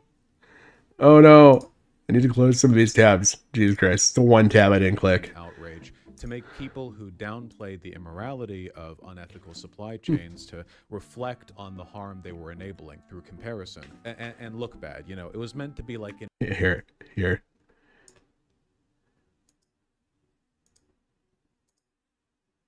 There you go. Now that's like something like it's punchy. It gets right through to people. Obviously, you want to see my no. That is funny, Teddy. I just didn't want to read that out loud because I already said it enough. This one, keep the beard. It's not like this was some sort of one-off occasion for you, though. You made this argument over 100 times, making it very adamant on the fact that people should not be punished for owning it, trying to constantly play devil's advocate towards something that aren't even close in comparison. New window but then accidentally instead clicked the Save As tab in the right click drop down. Then you now get outed for having multiple folders of lollipops saved on your computer afterwards. You can't tell me that doesn't make you seem a tad bit suspicious. So how does this relate back to Tipster? Well, I wanted to give context towards what he would proceed to fight for the death over, defending Vosh with his heart and the third time. This is the third fucking lolly argument. soul over this conflict, taking Vosh behind his back. And it is the third argument, just so y'all know. I don't know if anybody is familiar, but Devil's Advocate, they were kind enough to share the whole poolside picture that Tipster died on before the rum picture that Tipster got basically exiled from the commentary community over. And now this would be the third time that he's been to Lolly Hill. Shielding him away like Captain America picking up Bucky after a long battle. Defending this is weird in its own right, but Tipster would outright suck the skin off this man's penis, acting like Vosh was his day one homie. By the way, the sucking the skin off a penis fucking line there. These two have never crossed paths or uttered a word to each other since they were born. Even trying to side with Vosh on things he openly admitted were completely wrong of him, and then go out of your way to make up this narrative that Vosh saved all of these photos in a folder named To Be Sorted by mere accident. Not okay with Lolly. I don't defend the existence of Lolly, the consumption of Lolly, the production of Lolly, etc. When it comes to Vosh having that shit on his computer, I'm willing to be charitable and listen to his explanation that, hey, it was an accident. I didn't fucking... Right, because that just happens to the best of us when we randomly contract Parkinson's and start typing horse hentai, not being able to stop clicking your mouse from saving every photo. I mean, at your old wise age, I thought it would be pretty Sorry, I just thought of Michael J. Fox in that moment. No, it's so fucked. Practical to have some common sense. There's no accidentally saving a photo. It requires like 4 fucking clicks in order to have that happen. That shit was saved and fully stored for whatever horrors Vosh will use them for. And in regards to Vosh defending CP, I don't think that's the case. I think his arguments are being misrepresented. I think he used really terrible analogies to make his arguments, but I don't think that he's defending the existence of CP or adults having sex with children. None of that shit. He admitted it was a completely disgusting thing for him to do, and it still makes him extremely fucking weird for even providing that argument in the first place with context added. So why are you choosing to die on this hill when he admitted to all of it being wrong? It sort of reminds me of that one Japanese soldier in World War II who kept fighting people 30 years later not knowing the war was over. You're swinging at fistfuls of air right now for no reason. You just keep embarrassing yourself with every sentence you say. Tipster would get criticized by H3H3's podcast for defending this weirdo, and he would also later cry about it in his video, saying it wasn't fair he was getting all of this hate, when it's completely fair to get shit on by people when you defend things that even the people who have done them have admitted were frightfully wrong. I tweeted the tweet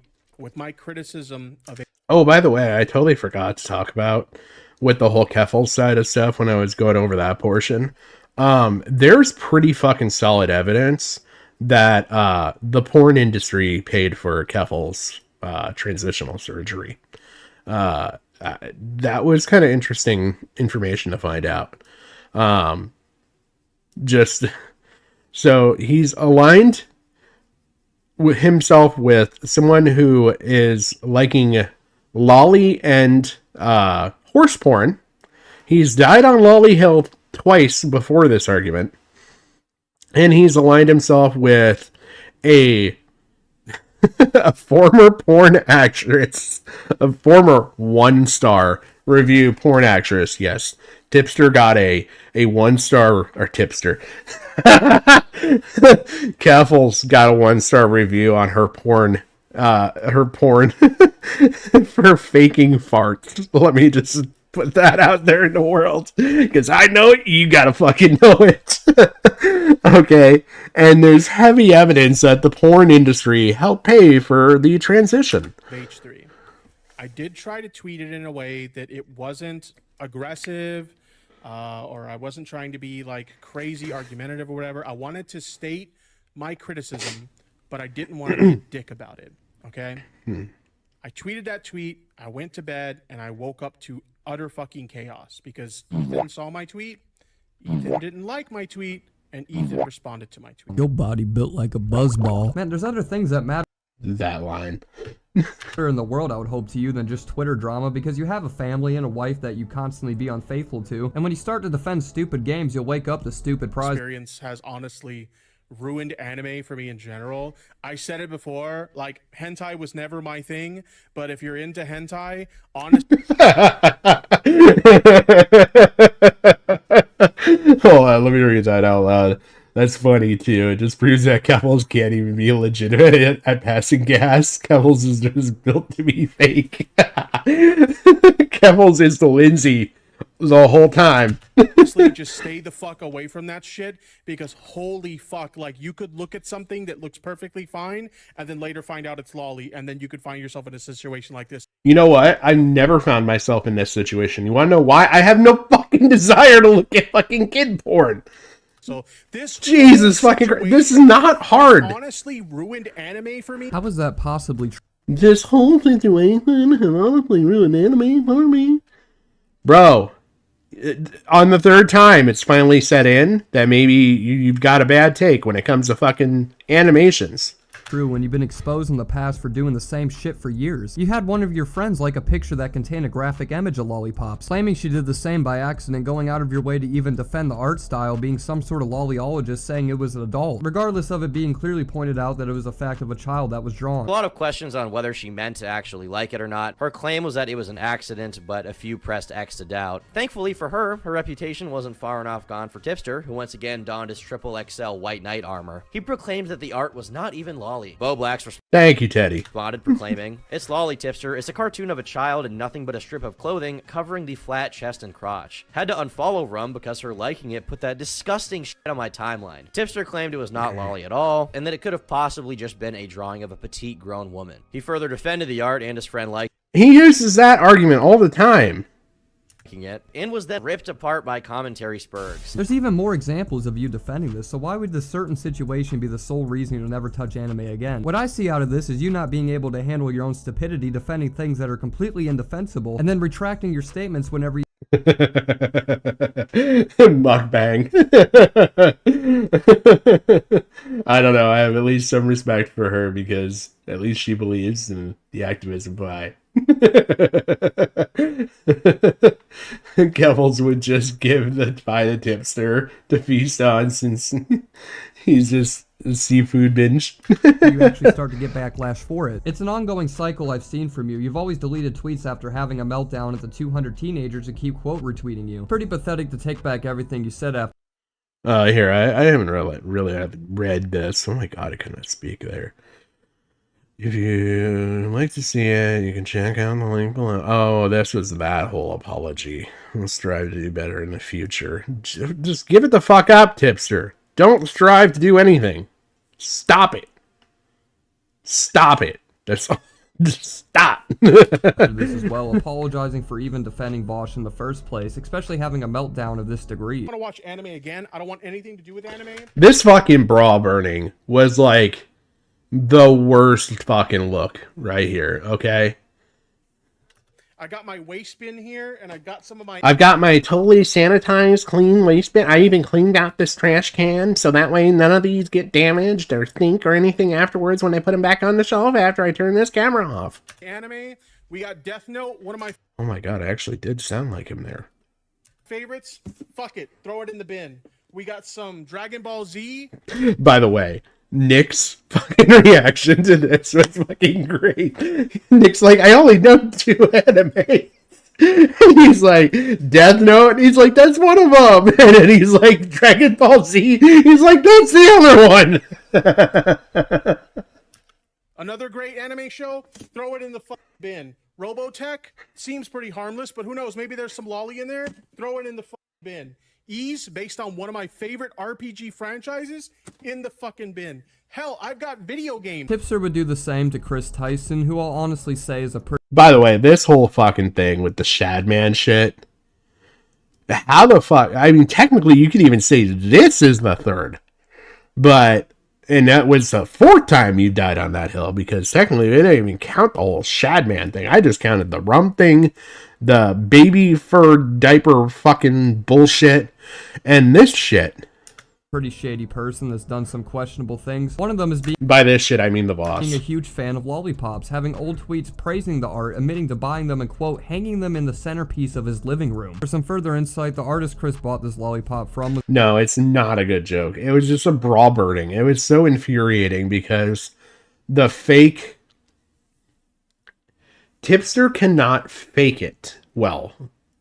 Like, he's not even, like, good at faking being angry or apologetic. I don't even know what the fuck you would classify that shit as. the very same artist known as Shadman, who first off is in prison for attempted murder, but was also... By the way, didn't know that Shadman was in jail for attempted murder, but I do want to look something up while this the plays. most prolific artists out there, taking cartoon characters of kids and real kids themselves into sexualized art. One of them being the daughter of Keemstar, doing so when she was only 7 years old, and another being Lieutenant Corbus, a YouTuber who got famous when she was only the age of 11. From Mr. Beast, right? He got exposed for posting lolly. The artist is the same artist that drew my daughter. This is so fucked up.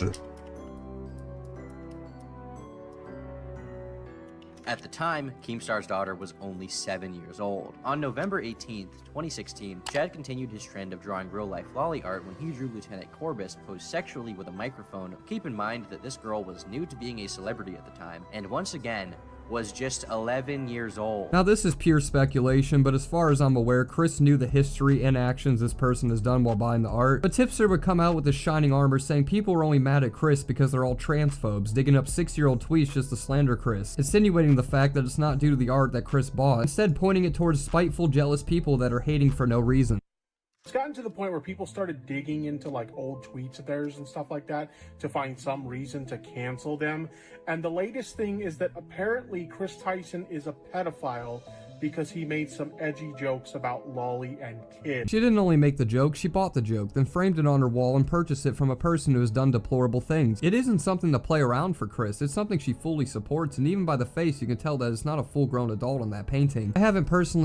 That painting is fucking awful, by the way, and the fact that, like, Tipster even attempted to fucking die on that hill is ridiculous. I've seen the other pictures of what Tipster was defending because I would rather go to an Amy Schumer comedy show with a straitjacket than to see what those pictures were. But if this was the safe example, then I could really care less to see the others. Takeaway from all this is Tipster never learns that sometimes it's just simply not our turn to talk. Stop fighting to the death on things that were constantly proven wrong to even start fighting for in the first place. Your name being Tipster. I was looking up just so you guys know what the hell I was doing, but I can't remember their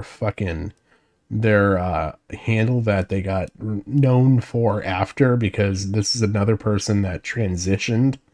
But I'm sure you guys have all seen Everything Is Fine, Dog in the Burning House, you know, typical. Let me see if I can find it here. This one. Here, bring it back on screen. Hold on. This right here. You know, I'm sure everybody's seen this image, right? Well, I'm waiting for Tipster to come out and start defending this dude too, because this dude got big time in trouble for not just lolly, but actual cheese pizza as well. And that's why, like, I never will ever use this fucking meme in my life again, is because once I found out this was tied to this individual who then transitioned, I can't remember what Casey's name was after this, but they transitioned and they're trans now, and yeah, it's just fucking blech. Gonna go back to the video. I just went off on a wild tangent for no reason. Sure check. I thought it was Shadman that drew the dog thing, but out because you make sure to ride the tips of other content creators in heated moments for either validation or to fuel some sort of humiliation fetish you seem to have with yourself. Again, I want to clearly state the fact that I don't believe this guy is some sort of predator. He hasn't done anything that breaks the bounds of legality, at least on purpose. He just can't seem to stop digging himself this hole that he could have easily avoided by shutting his mouth and not being so desperate to fit into some sort of internet community when he evidently has bigger things to worry about. I mean, other YouTubers he defended in the past was Jalen, if that provides anything to the fucking table. The person that said the N-word like it was a flight or fight response to when anybody called her a guy. If you would just stop changing your... By the way, I recently watched the whole now recording thing where Doe broke... Was it Doe or... No, Stardust. Stardust just broke Jalen. That was fucking crazy. Mind around like somebody's constantly changing TV channels and keep an opinion that you genuinely believe in before grifting onto another, I think you could have honestly done really well for yourself. But you just caused your own demise, so the only person to really blame at the end of the day is just you. I think that'll wrap the video up there. The guy is a lolcow that deserves, in my opinion, and many others to be criticized, so I wanted to summarize and share the sobfest of a story. But if you guys enjoyed, make sure to slap a like on this video before your dad slaps you. Subscribe if you hit my... Okay. Their fucking ending was great. But yeah, I guess apparently this dude was away AFK for a bit, and now he's back. This video, like, what, 7 hours old, it's already got 20,000 views on it and 1,800 likes. It's doing pretty fucking well. And his audience is pretty dedicated when I was looking through the comments here. There's some people that have been watching him for a while, about as long as I've been, a little less than I've been watching Turkey Tom. By the way, I got a Turkey Tom. I was featured in a Turkey Tom video, and I'm so proud of myself. But that's for another time. But no, I want to jump on to the beginning of this Smokey McSee video here, and show you just how bad it is when the fact that the lolcow guys, like these people are the lolcow guys, are coming after you. Doing today, ladies and gentlemen. February was, by the way, congratulations to Josh. One of the weirdest months that I've ever experienced here on YouTube. I saw tons of people saying that it was the slowest month of all time. There was no news coming out. Guys like Chris. Oh yeah, Jalen's fucking all. I don't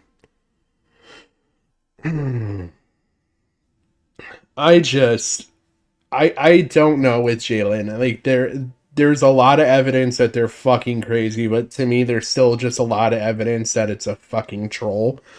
I don't know. I feel like it's 50-50 sometimes. Like some of it's a troll, some of it's fucking insanity, like padded room level shit.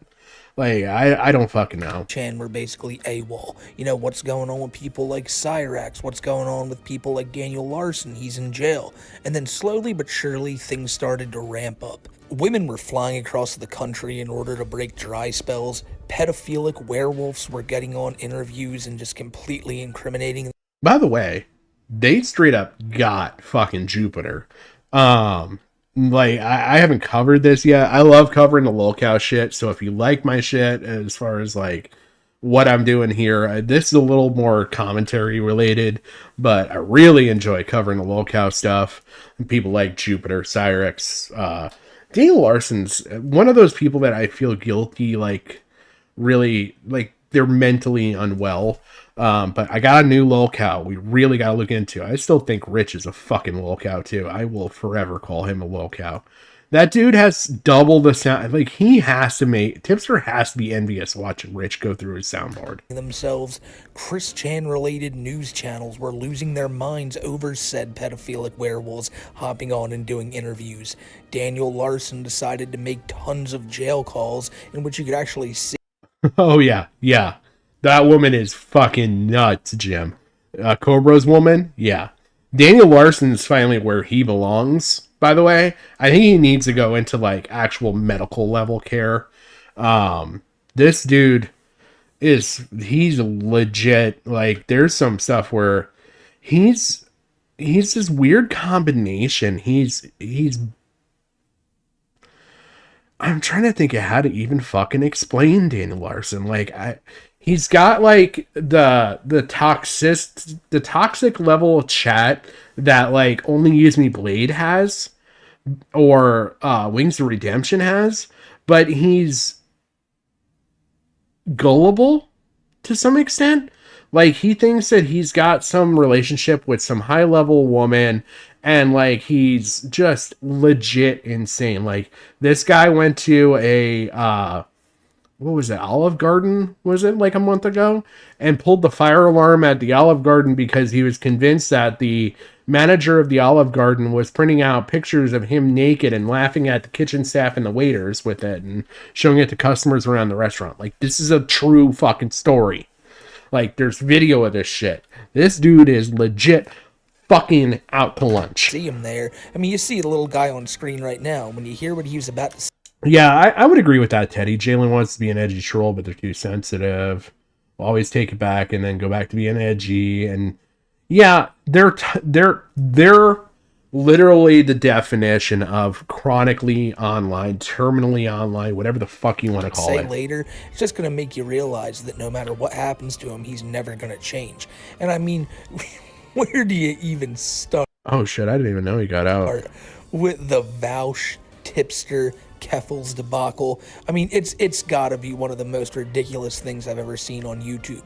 So, without further ado, why not start there? Because you see old Tipster on screen right now, and you might be wondering, what's his bulbous ass doing on the channel? We've never seen him around these parts. But Tipster is somebody that I've known about for years now, and I'm super excited, by the way, for fucking Friday. You guys have got to see this fucking stream. This shit is nuts. Like, I pulled the stream directly from Rumble. It's a long stream, but we're not going through it all. But holy fuck, is this stream nuts. Always thought he was a very weird individual. And this whole situation with Vouch, I mean, the fact that Tipster's defending it makes him look awful, makes Keffals look awful. So technically, yeah, 4th time dying on Lolly. You didn't learn after the first fucking 3? If they didn't already look terrible as it is, I mean, it's just a bunch of shit shows involving a who's who of a bunch of shitty people. So I hope you guys enjoy the ride today, or at least try your best to. And with all that being said, let's find out why old Tippy was so defensive over his friend Vouch. The kind of structure that I'm referring to. So if you don't know who this guy is, again, his name is Vouch. He's a pretty big, like, political streamer. Think up there in the vein of, like, guys like Destiny and... Oh, they're below baseline edgy, Teddy. I would go sub-baseline as far as Jalen being edgy. They're not original. There's nothing. They've literally got 2 things in their fucking repertoire, and that's using the N-word and then calling people transphobic. And that's basically their entire fucking... Like, they've got a shorter fucking... what is it? Circle of repetition than Chris Chan. Hassan, although not as big as them. And while he was perusing his files the other night while live on stream, he ended up clicking on a certain folder, and when he clicked on it, a bunch of like that Japanese little girl NSFW material showed up. Now, you might imagine this is some real White Bowser stuff, you know? The people White Bowser, if you don't know, is a predator. Let me tell you. We covered White Bowser stuff on the channel. And, you know, like I said, Smokey and Kiwi were the ones to suss that dude out with Cow Wrangler. Bowser's bad dude. Actually came back recently. I was going to cover that, but it was just such a small blurb that I was like, I don't think it's enough to really put a show around. There might be something that I might do down the road. Depends with, you know, kind of going back and doing a little bit of a review between Bowser, Jupiter, and Tafia Chew, because we never really got into the Papa Chew type stuff. That was like the second stream I ever fucking did was Tafia Chew. Oh god, my first streams were fucking awful. I just still think I'm fucking awful at this shit, but people who enjoy this type of material to me are always going to be suspect. And I know just saying that brings a lot of people to the comment sections to fight that stance, because many out there believe that drawn pictures of children in like really disgusting situations, well, that doesn't matter because it's just that, it's drawn. But I think myself and any right-minded thinking person would agree that's exactly all Jalen does, is hurl slurs and then cry. That if you're drawing that type of material, it's clearly something that floats around up in your mind. And if that's what floats around... Except for this last time, she actually cried. I think it was because it was a female. And she really dug hard when she said that she will forever be transphobic towards just Jalen and will not recognize them as female. I think that was a deep dig. Like... I was like, holy shit, when I heard that the first time. And I think that if there's ever anything that stands to potentially be a wake-up call with Jalen, not saying it's going to fucking work, but if there's anything that potentially stands to be a wake-up call, it could be that actually cementing into their mind and them knowing that there is one person out there that will never view them that way. around up in your mind, then you're a pedo. Like, is it that hard to comprehend that? I've always found it that people who are so puts no effort in trying to pass and start, but yeah. I mean, there's a lot to be said about Jalen being the worst representation for trans people. There's just a lot to be said there. Like, they almost use them being trans as much as you see people calling themselves fucking autistic anymore. So open to talking about material like this and try to play it off like it's no big deal and it's hurting nobody. By the way, I'm not watching this whole video. If you want, go check out Smokey McSee. I just wanted to see the first portion of this. I didn't preview this. But oh god, I know Smokey's content pretty freaking well, so I know that it's worth a watch. Because it's not a real kid are always the people who tend to enjoy it themselves, and that's exactly what this dude. Keffals is potentially worse for different reasons, in my opinion, Teddy. Keffals is a poor representation for trans people just because they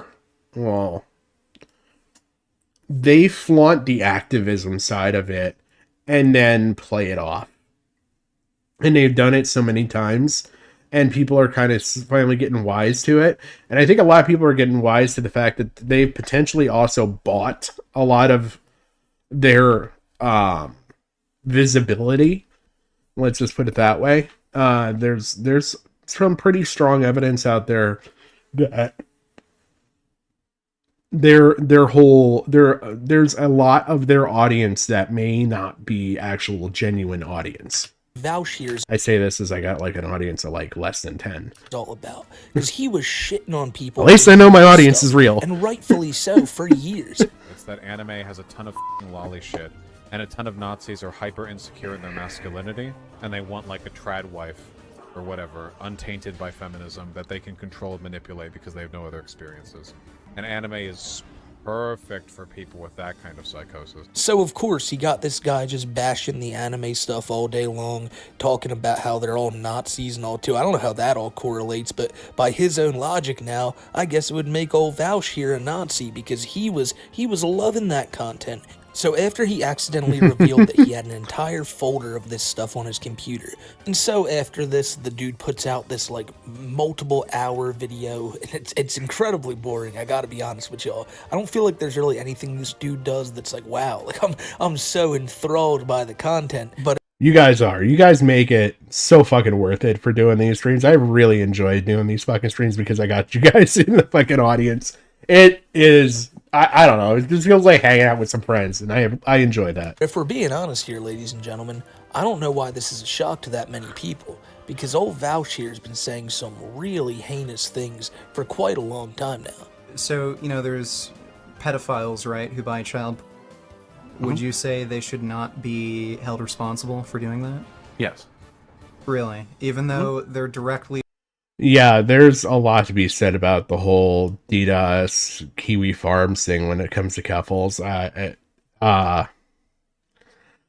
I think that they really, really touted that for all it was fucking worth, and the media at the time fed into it. I mean, they 100% fed into the whole fucking Keffals being run off the fucking internet thing, and it was almost as bad for Kiwi Farms as the Adpocalypse stuff with, and I strongly believe it goes back to actually PewDiePie. There's some people that sit there and say it goes back to the CP YouTube stuff. I've seen that a lot recently. No, I think it directly ties back to the war between what was it? Wall Street Journal, Washington Post. I think it was Washington Post and PewDiePie. supporting child. But yeah, I think Keffals has been as bad for the community as the whole Adpocalypse type thing.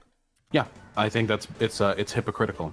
If I because I bought my computer and the silicon in it was farmed in Africa by slaves.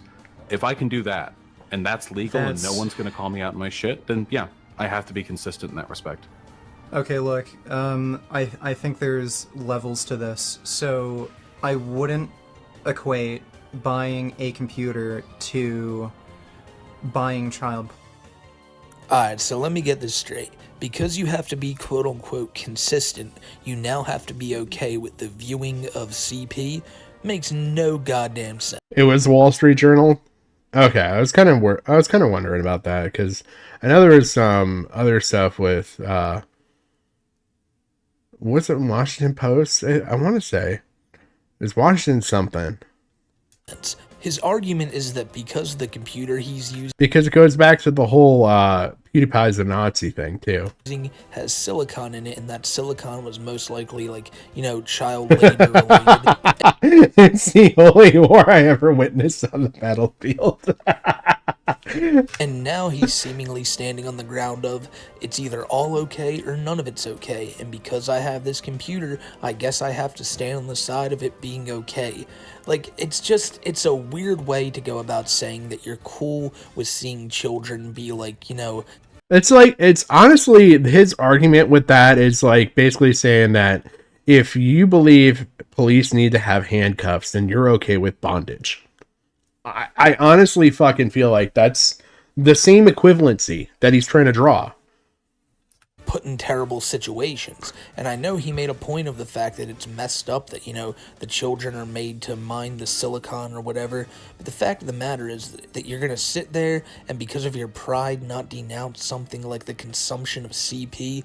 You're just a weirdo who's putting the intelligence that you think you have in front of what's actually right. And someone brought up a great point. You know, you can go out there and you can research, and if this is something that really matters to you, you can find ethically sourced materials, whether it be like he uses the fucking chocolate thing and the computer thing a lot. You can go back and find ethically sourced stuff where it's, you know, there was a big article recently, and there's a few of us talking about it. Diamonds have actually lost value recently because lab-grown diamonds are actually, which are literally diamonds. The only thing that's different about them is they were made in a lab, not made in the earth. They're chemically the same. Lab-grown diamonds, because of their astounding quality and everything else, have actually caused like the blood diamonds and all that. I do put that in quotes because I don't know anything about the diamond mining industry other than a lot of it takes place in Africa, in like Tanzania or Kenya or a couple of those countries. There's a lot of weird stuff that goes on there. You ever want to read anything interesting, go check out Confessions of an Economic Hitman. If you want to talk about weird stuff with businesses and corporations and countries and all that, that book will fuck you up. But going back, the diamond industry actually devalued diamonds for the first time ever, period. Just because the whole lab-grown diamonds thing is becoming a big deal. Hey, Kayak, how you doing? Hey, I saw you were live. Hopefully your stream went well. I'm sorry I didn't get to jump on there. I was going to watch it, but I kind of wanted to make up my stream because I missed it on Friday. Okay, we can use, they're all okay or none of it's okay. Yeah, for that. Exactly, Teddy. I'm doing this for comedy. There's also a massive difference. You can pressure these companies to ethically source materials, but you can't ethically... Yeah, exactly. He uses this fucking argument for ethically producing. Like, there's no way to ethically produce what he's talking about here. To say. And nah, man, it's people like this, especially now after being caught looking at stuff like he was, all the signs seem to point to you being somebody who enjoys this type of material. We have at some point in our lives been going fucking crazy on some hentai site, and we've been This bothers me so much because it's so fucking telling about the type of fucking person this dude is. Stroking as hard and fast as we can, and then after we nut, we go back, look over our history chat, and we go like, oh jeez, oh boy, some of these girls looked pretty young. I mean, I've never as a male in this fucking world, ever had that fucking happen to me, okay? If I have to say anymore, this guy is an absolute creep, and there's no two ways about it. You know, he gets caught looking at the stuff, he makes a long-winded video trying to defend himself, and really just kind of push the whole Thank you, Jim. Thank you for making me not feel alone. narrative that it's just drawn cartoons, it's not a big deal. Very white Bowser, just him, if you cartoons. ask me.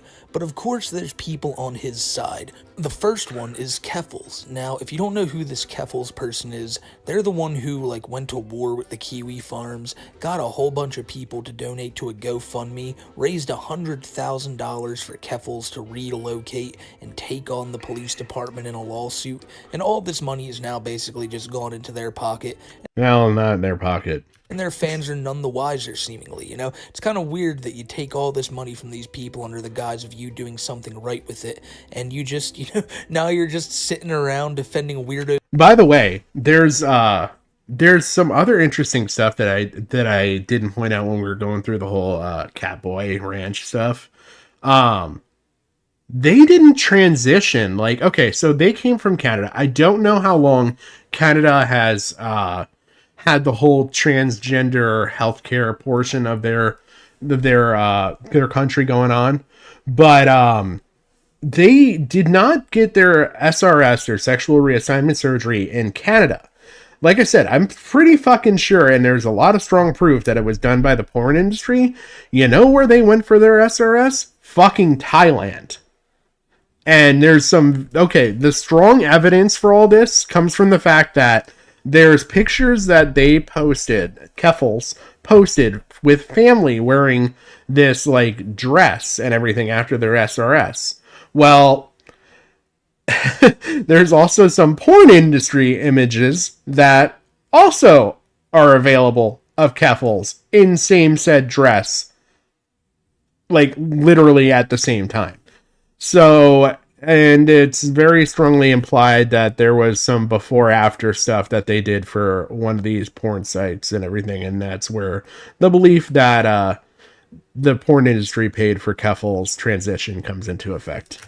Like Vouch all day, but it's not surprising that someone like Keffals would defend this guy, because Keffals here is somebody who used to own a Discord server called the Catboy Ranch. And you know what, ladies and gentlemen, the Bowser comparisons just keep on a-coming. And in this old Discord server, there were allegations of grooming.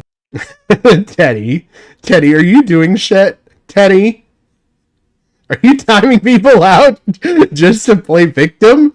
I mean, I've seen screenshots before. Look, I told you can do it to Stream Elements and Stream Elements only, okay? I don't have enough of an audience for you to be timing people out. You're killing me here. People having leashes that say, like, property of Catboy Ranch, some weird stuff that I don't even want to show in this video. And so it's not... It's okay, Smokey. I showed it in my video. Not shocking to know that Keffals is one of the people defending their homie Vouch in this situation. Keffals has tried to say that they had no idea this was going on in the old server, but I mean, come on now. It's not an old server. That's the thing that really bothers me.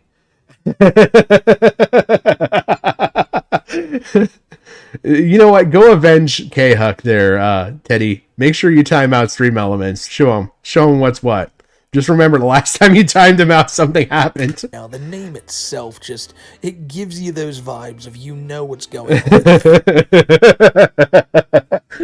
The irony of that, K-Huck. I wonder, I've seen many people give very valid criticisms of Keffals, not only about the Catboy Ranch stuff, not only about the scamming their fans out of $100,000 stuff, but also accusing Kiwi farms of doing tons of heinous actions to them when really there's no proof behind. Not even them. Like, there's this whole like narrative that they put out there that they've assisted suicide people in the fucking trans community, and there's not any proof for it. Like, it's just literally, there's as much proof for what Keffals was saying as there is for, if not less than, this whole fucking bite gate thing that's been going on. On many of the claims they have at all. And Keffals here tries to protect themselves by saying, I am trans, and you are only doing this to me because I am trans, and tries to paint all these people as monsters for daring to question them. But it's not just Keffals who feels this way. Yeah, there was a lot of stuff done by Cow, and there were some strong arguments that I've seen, like, actually researching this, that, like, there was there was a really good stream by, I think it was Mr. Medicare, basically, or it was Josh Moon, possibly, saying basically, look, you know, whatever happens to Kiwi Farms through this is then going to happen to 4chan. It's never going to stop. Here, you know what? I've got an idea. Let's see if I can do a thing here.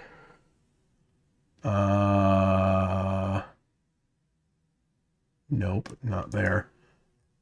I'm trying to figure things out, K-Huck.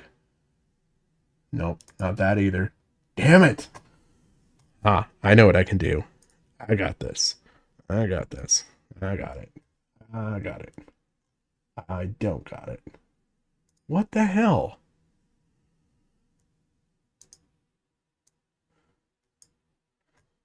Teddy, I thought you were timing out Stream Elements. You know, are you just going to let this bot bully you around like that? This is sad, Teddy. Very sad. I thought you were better than this. Am I going to have to give Stream Elements the wrench now?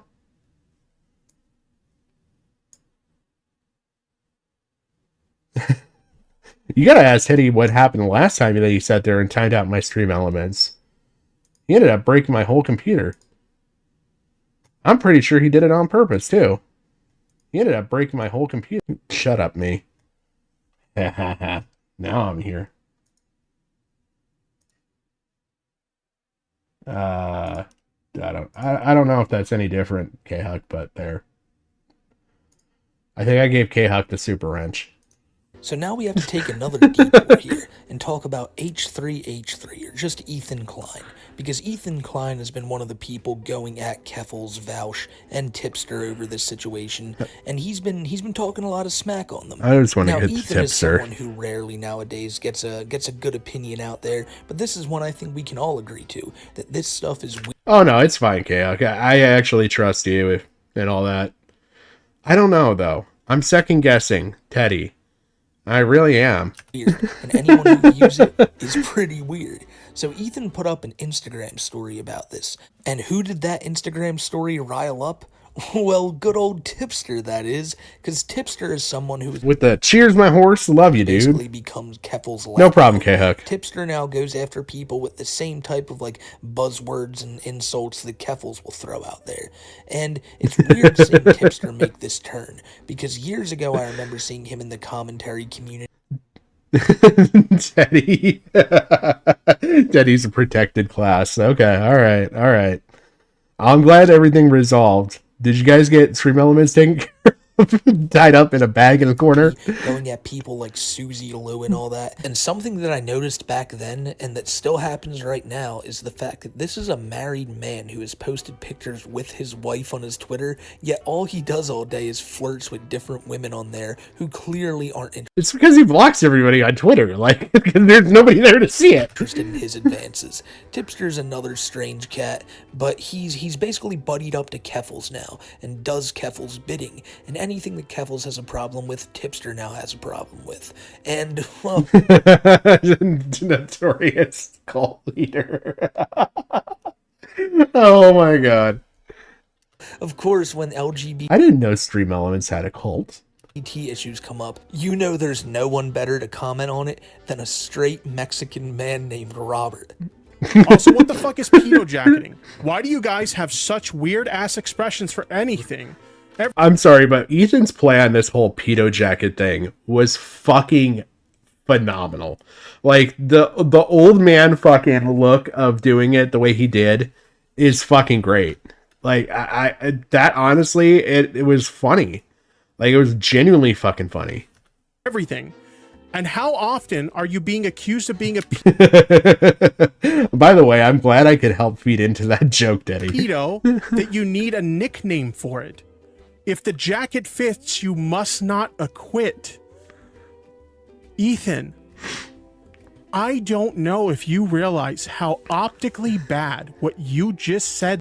I'm sorry, but the funniest line to come out of this was the whole Ethan thing. I'm more of a t-shirt guy. I don't like jackets. This looks fucking terrible, Ethan. No, it looks funny.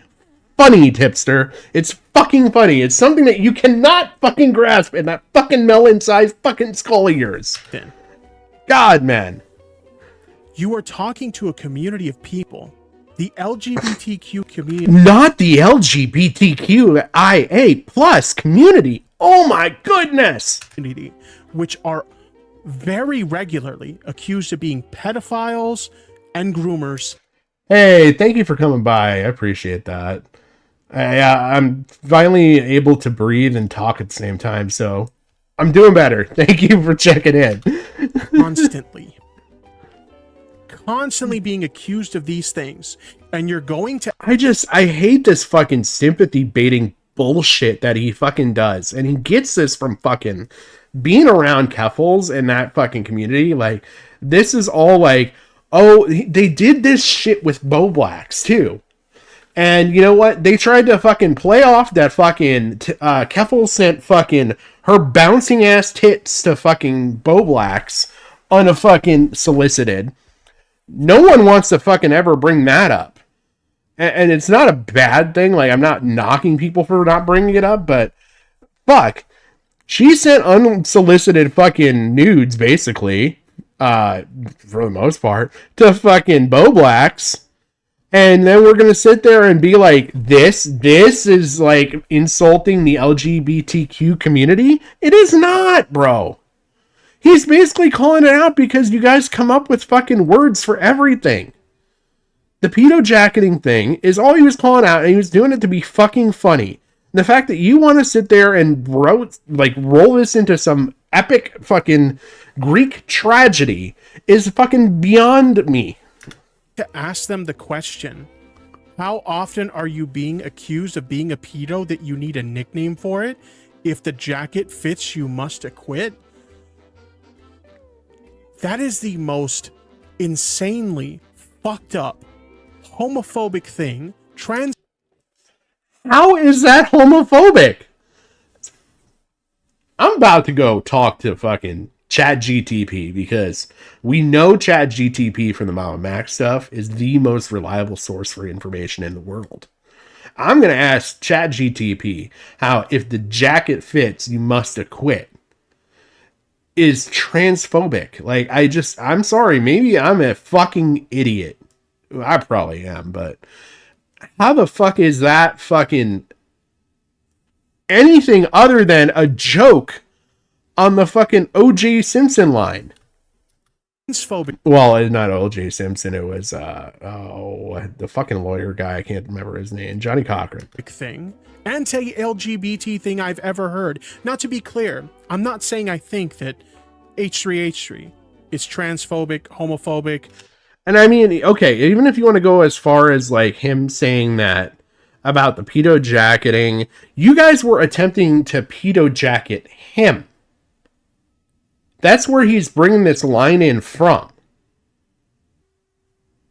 And he's just kind of rolling it back at you like anything like that. I'm not saying these things, but you can make a statement that falls under that category without you yourself being those things. So basically, what Big Bobby tries to do here is tries to do what Keffals always does, turn it into an issue of the people against the LGBT, when it's not that. It's the people being against this weird anime cartoon stuff that you guys are going to bat for. Thank you, Smokey. You know, at least someone out there gets it. Because you think your dear friend Vaush is being victimized by a group of heathens or whatever. And that's the real... The guy that, again, this motherfucker ruined somebody's life. I will not ever let that go. Like, every time Vaush is mentioned, has ruined somebody's life, should be shortly followed thereafter. problem here. I'm not so sure that they're absolutely for this as they're just against the people. And they harassed this guy for years. They harassed him. You guys are upset because this carried on for a couple weeks. Like, I'm pretty sure the whole extreme dad shit goes back like 3-4 years at this point. We're going on half a fucking decade. This dude's put up with it. He's lost his job. He's lost his home. Well, the home was incidental at the same time. I'll give the world that. But still, it was compounding. But Jesus fucking Christ, he lost his home, lost his job, and then lost his kids because all these fucking people calling in saying, hey, this dude's a pedo to every fucking one, making up false fucking reports and sending it to his fucking job so he lost his fucking job. Are you fucking kidding me? You're going to bat for that fucking guy?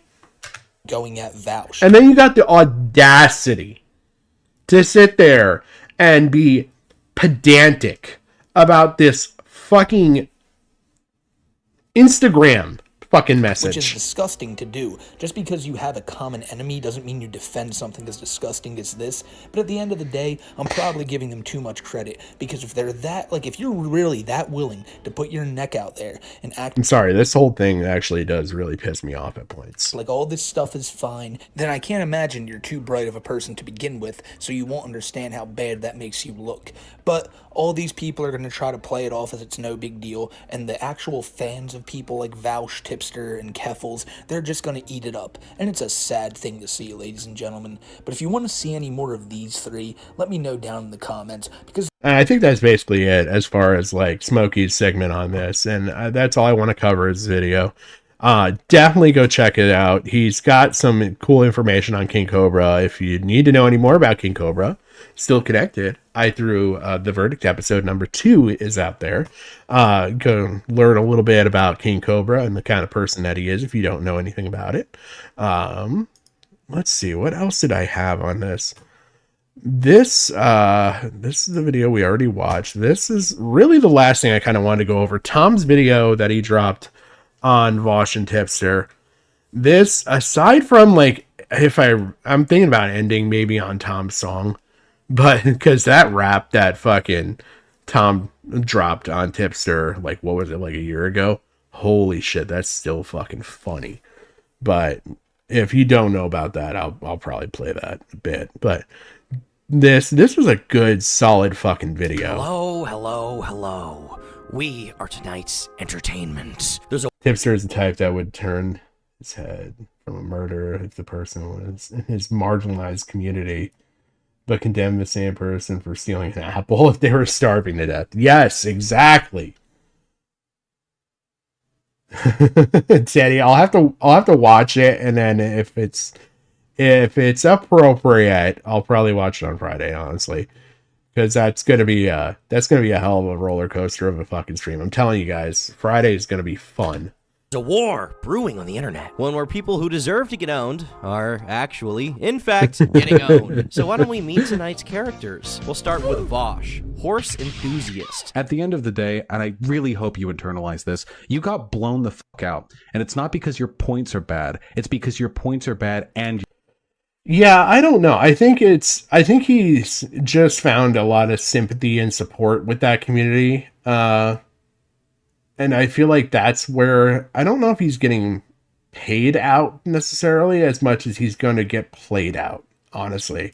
And I don't know if it was this video, and it might have been another one that I was watching that was talking about Tipster getting set up to be thrown under the bus, basically. And we're kind of at that point. It might have been the Now Recording episode recently. Basically, where we're kind of at in the whole arc is Keffals is starting to turn a little on Tipster. And I think it's because you're getting into the point where people are starting to dig into Keffals' past again. And she doesn't want people digging into that past because she's an awful fucking person. So in order to do things, in order to have it so nobody looks into her past too hard, she's going to need some other controversy. And it's starting to look like she might throw fucking Tipster under the bus. Which is going to be fucking hilarious because when you throw a Tipster under anything, it's going to fucking put the brakes on it. It's weird because when Tipster did As you can see, his audience shrank to basically nothing. Yeah.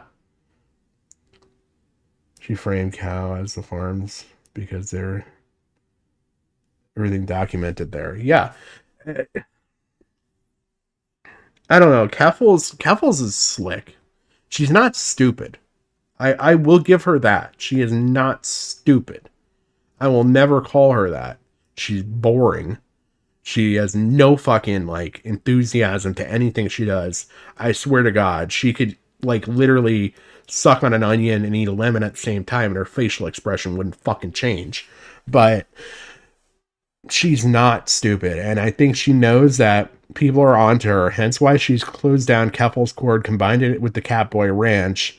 And that stuff's already shady enough, and that she's freaking out in Discord.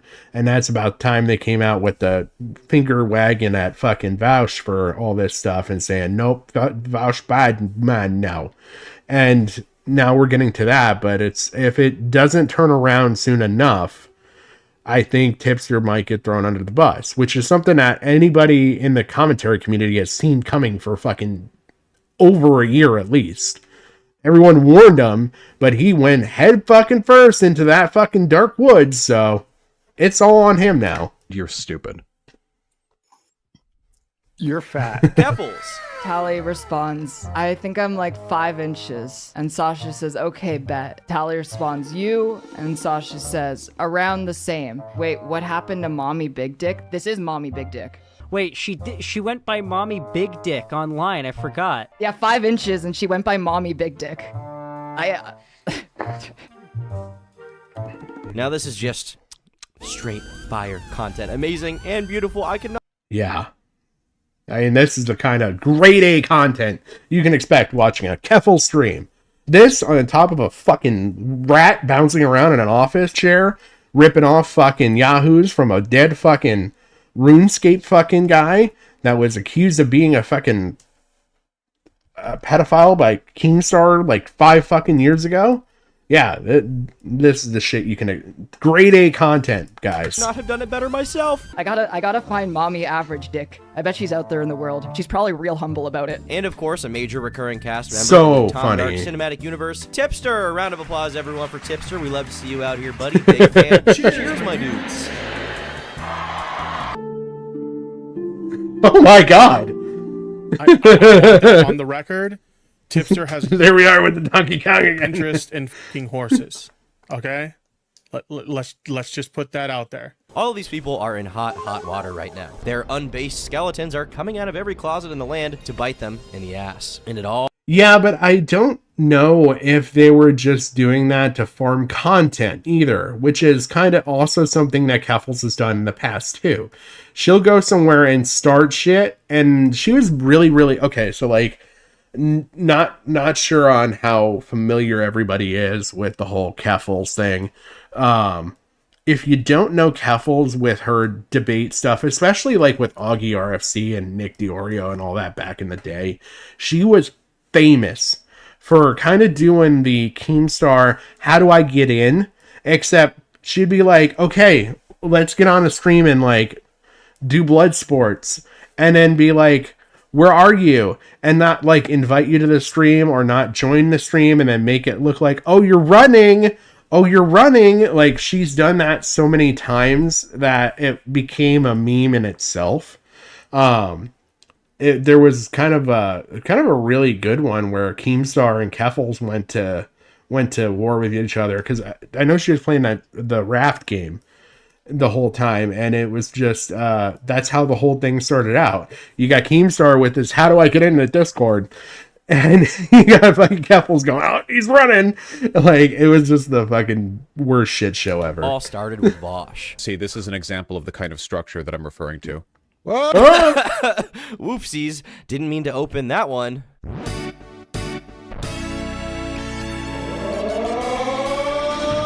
Vosh is a leftist political streamer. He used to be known as Irish Laddie way back in the day and came from Destiny's community. He was originally there because he was a...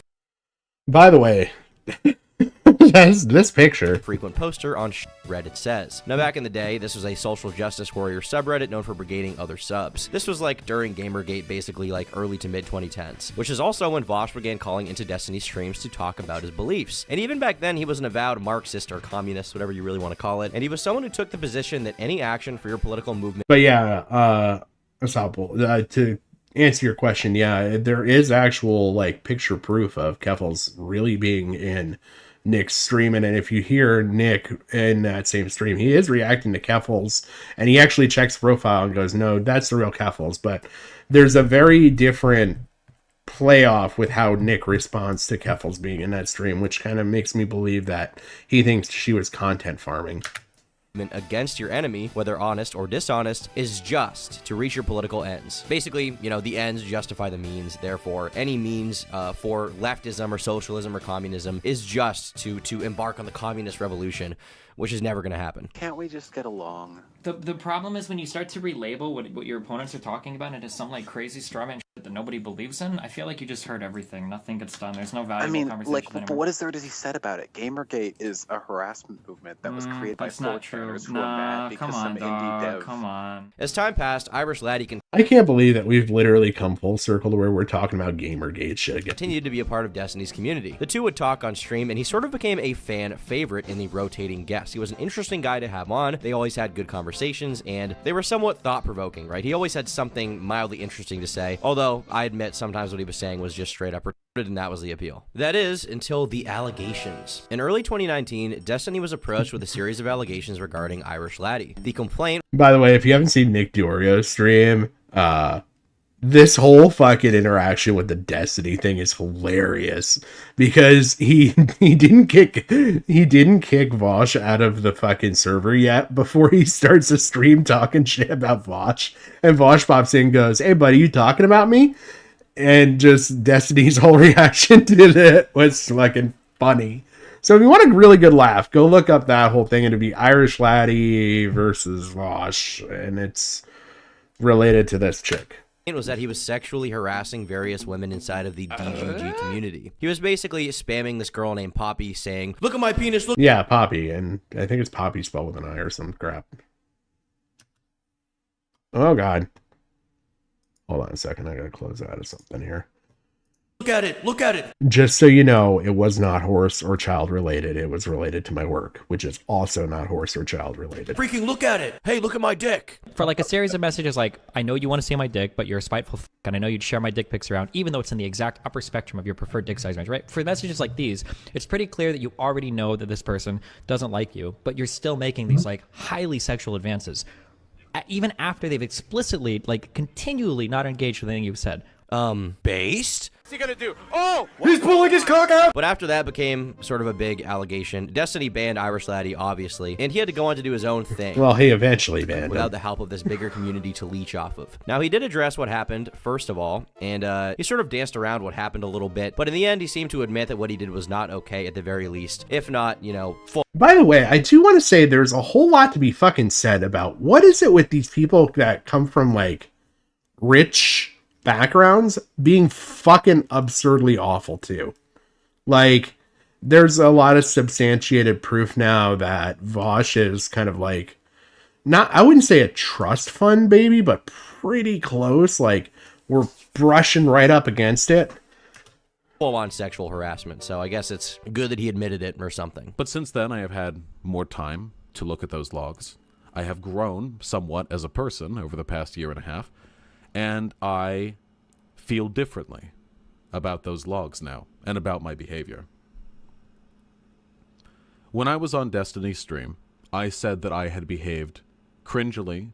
I believe that I said, again, imperfect memory, that I had been at times a little creepy, that I had pushed boundaries, that I had been overly facilitated. The way people, like, let him talk his way out of this shit, just using this kind of verbiage, like, but then when you look, again, I'm sorry to keep beating a dead horse, pun very much intended, like, he's allowed to escape with this kind of verbiage, but then when you look at the whole extreme dad thing, he's fucking they literally nail him to the fucking cross and then light the cross on fire. Towards sexual conversation. And people called me a harasser. Oh yeah, Nick streams. I feel like, okay, so the thing with Nick streams lately, I don't know where Nick got the URR stinger that he uses, but I feel like he paid a decent amount of money for it with the amount that he uses it, or he really genuinely thinks it's that funny, which is funny in itself. But dear God, he is all over using that right now, and it's hilarious. A sexual harasser. Which is funny because it works out very well with the kind of coinciding thing that Chud Logic's got going on with his rape review thing. And I thought, no, I'm not a sexual harasser. I just did those things I just described. I just pushed boundaries. I just talked about sex maybe too much. I just was perhaps not as cognizant of the conversational partner's discomfort as I could have been. It's just, again, the verbiage that he's allowed to use here to excuse his actions where he was like absurdly persistent and like almost violently like trying to get attention, and he just like I don't know, it bothers me to a deep level that he was allowed to get away with this, and meanwhile there's some shoddy ass evidence, and we allowed a guy to lose his fucking livelihood to the point of like legit, like he still hasn't recovered. Do those things it's fucked, man. Make me a sexual harasser? And I've thought about it over the past few days. There's use cases where Nick uses that URR thing, and it's fucking great. Like when he accidentally hit it in one conversation. It might not have been a URR thing that he hit. It was just something with Chud that he hit that. And he hit something on his soundboard, and it was fucking... You could just tell, like, that was so fucking genuinely innocent, and it was fucking hilarious. The question seems a little leading. You can probably tell where I got. And how can people... It doesn't really matter what I think. The logs are public. They're out there. People can see them. People have read them. And then they have accused me of engaging in sexual harassment. And far be it from me, somebody who smashes linguistic prescriptivists, to say that I've engaged in those behaviors, but not sexual harassment. Sexual harassment is what we define it to be, and the definition seems to have been laid out.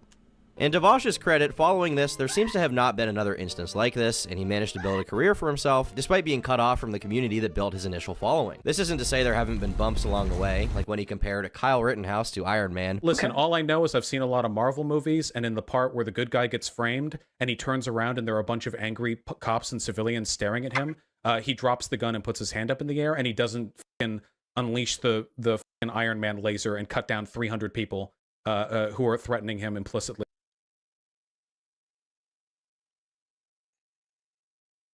There's so much to be said about the fucking arguments that this man uses. By surrounding... I want to scream right now, and I'm just going to not, because I need to have a voice tomorrow. Him and not allowing him free access out. And he said a lot of other straight up retarded shit, but he's still thriving on YouTube to an extent, to a pretty loyal audience of people who watch his stuff. What are you, a Exactly, Teddy. I genuinely think that might be the case. fucking liberal? Jesus Christ! But now things are tumbling down a bit for Vosh because he accidentally revealed something very, very saucy to his audience. What? And it ended up absolutely exploding on the internet, and everybody is talking about it. As you guys know, I obviously covered this little part recently, right? So this artwork of a horse absolutely destroying a Japanese lolly girl thing, which is, if you don't know what that is, just look it up. I don't want to explain this shit again, but it was very weird, it was very foul, and as a result, a lot of people began scrutinizing Vosh. I made a video about this already where I showed some of the more strange clips of Vosh defending the indefensible. We've all jerked at the lolly at some point or another. We have at some point in our lives been going fucking crazy on some hentai site, and we've been stroking as hard and fast as we can, and then after we nut, we go back, look over our history tab, and we go like, oh geez, Jesus Christ, man, this fucking line. Some of these girls looked pretty young. Okay, I don't give a. All right, should consuming child porn be legal? I think that would be, yes, more legal and more ethically consistent. Yes, 100%. So the entire internet is dogpiling this guy, right? Commentary channels like Nicholas Diorio and Bo Blacks are destroying him. Not that it was super hard to, destroy him in the first place, but it was definitely a bad look, one might say. Ethan Klein tore him a new asshole on the H3 podcast, where he blew it all up to an insanely large audience, much bigger than any of this community, right? And so this... By the way, that stream is nuts. Like, he was 56,000 people. Like, Jesus fucking Christ. Like, I don't know if it's just me when I watch this stuff, but when I see those numbers, I just think of, like, one guy in the middle of a football stadium with a computer and a mic. Like, the setup basically I got right now, right? I didn't see a guy sitting out on a football field with that setup, and a bunch of people just, like, enthralled watching them.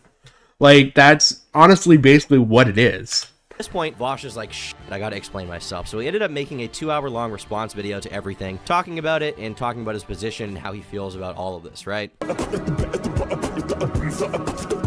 Now, I must make it clear that I do not like Vosh. I find him to be dishonest, annoying, and cringe. My dad works at Google, and I will have him ban you from everything everywhere. And obviously there's, this new thing, which is not great either. What? But he did do one funny thing once, and I think he deserves some level of respect for that. In this video, I drop an N-bomb. Big one. Hard R. I did this to show my interlocutors that their language doesn't impress me, that their slurs don't frighten or disarm me. You can see from their reactions that it worked. They were clearly taken aback. It was a power move, which I'm entirely unashamed of, but I understand how that language... To steal the line from Tommy C, these are people that were told they're really smart as they were children. Which may offend some of you. This is an example of what I would call invocation of a slur's power for good, but that's a subjective judgment. I invite you all to discuss this in the comments, critically or otherwise. Yeah, man, that's that's why I did it too. Hey, yo, blacks be the real racists. But Vosh apparently is not a big boy. He cannot defend himself. Instead, he needs a league of increasingly strange people to step up to the plate to defend him against the allegations being levied at his character. The first of which being... By the way, I was totally looking for this fucking image of fucking Keffals, and I could not find it when I needed it because I don't know who made it.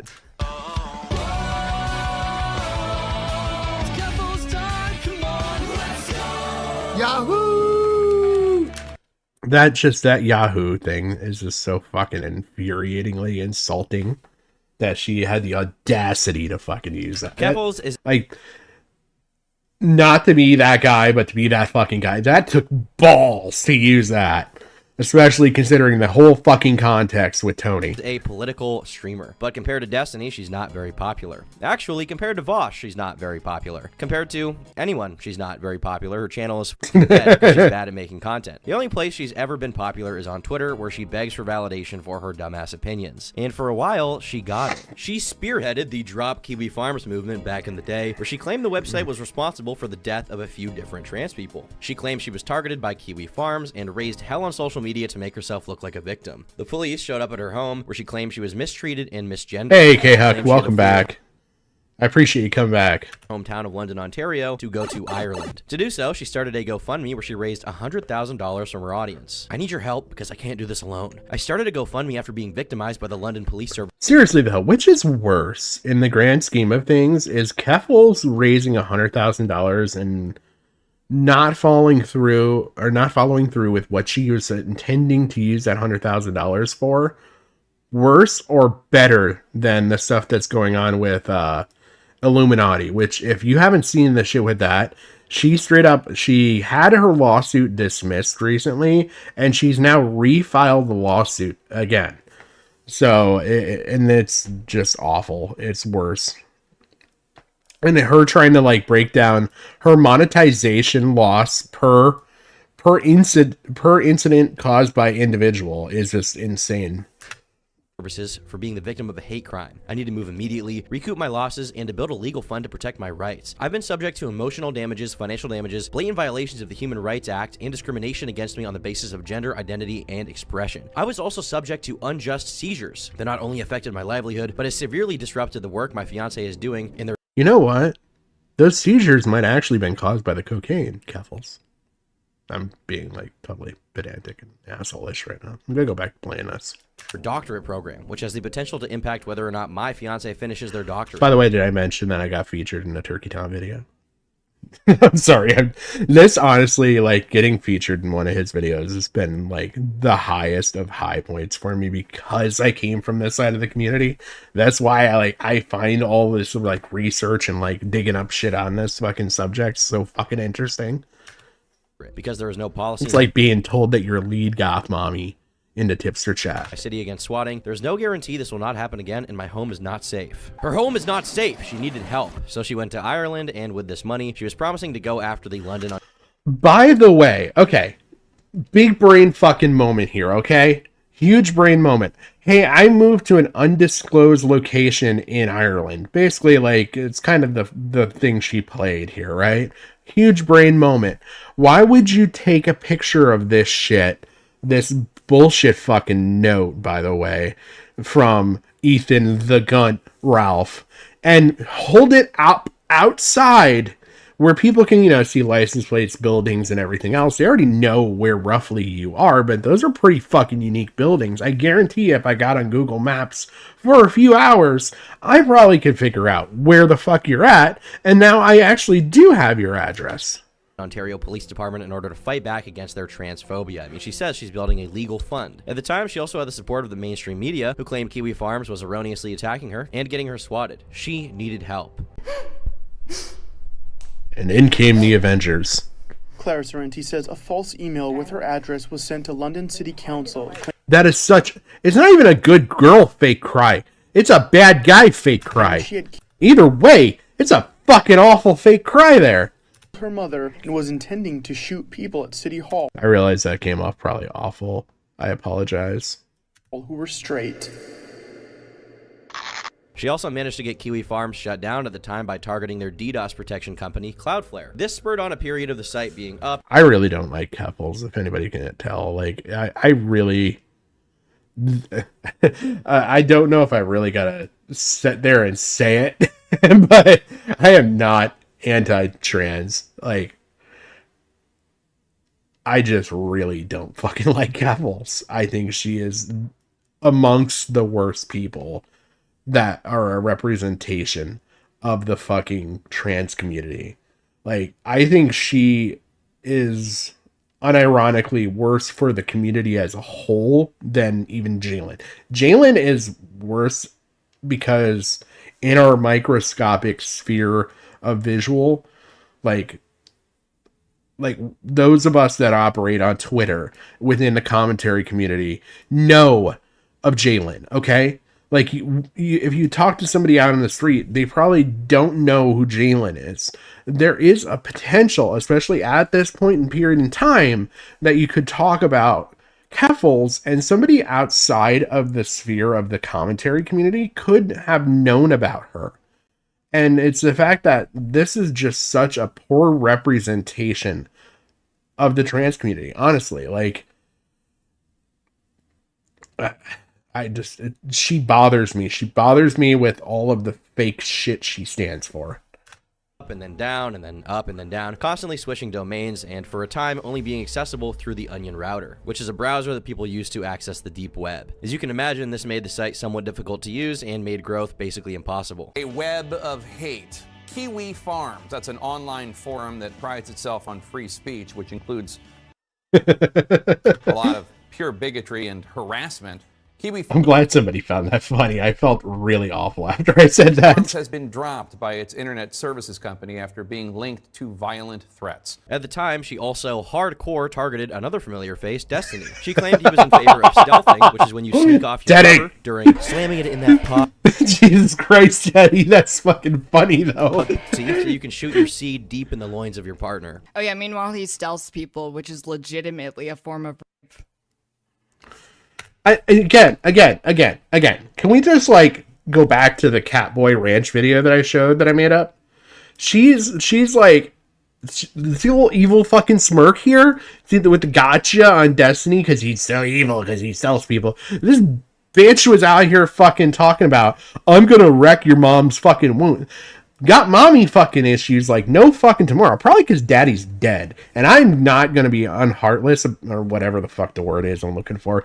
I can be fucking heartless about that shit because, bitch, my dad's dead too.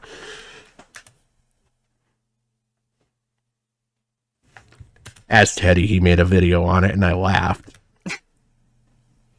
Insane. You're so funny. All that fucking dead air. You and Tonka saw would get along fucking great. Insane shit.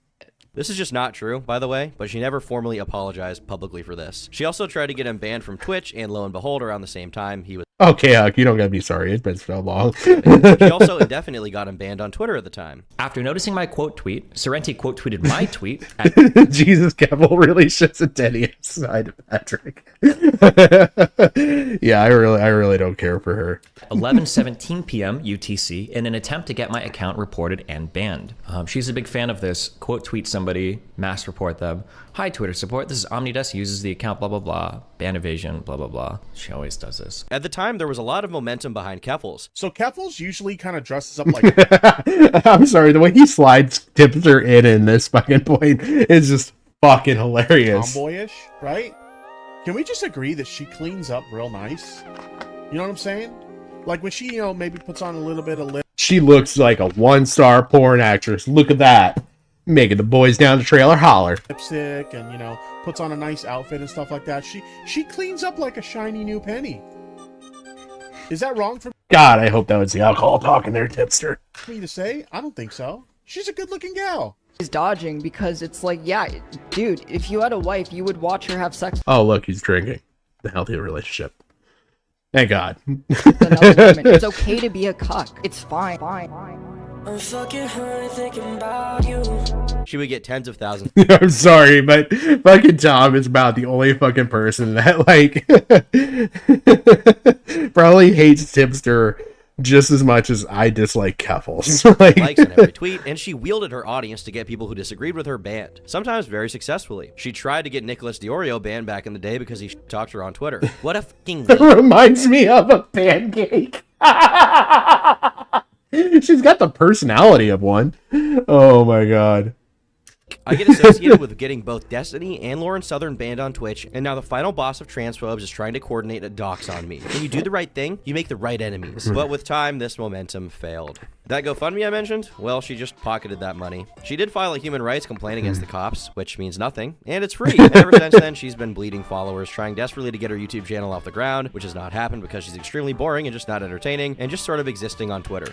By the way, I challenge somebody out there, like, if you want to be unironically funny, go out there and take every single one of Keffals streams, cut out all the dead air, and I want to know the difference in time. Like, I almost guarantee you probably cut at least a third of the time out. And then, you know what? If you really want to be funny, edit in Tipster soundboards. And Kiwi Farms is now back up. Okay. But in February of 2023, she ended up getting a little taste of her own medicine. And she is a performative fucking victim. She performs for dollars, honestly. She has never moved on from the porn face. Keffals will unite the right. Laugh through the sheer hatred and disgust with her personality. Oh, man. It really is a great video, K. It really is. This is probably one of the better videos Tom has done prior to the original Tipster video with the rap.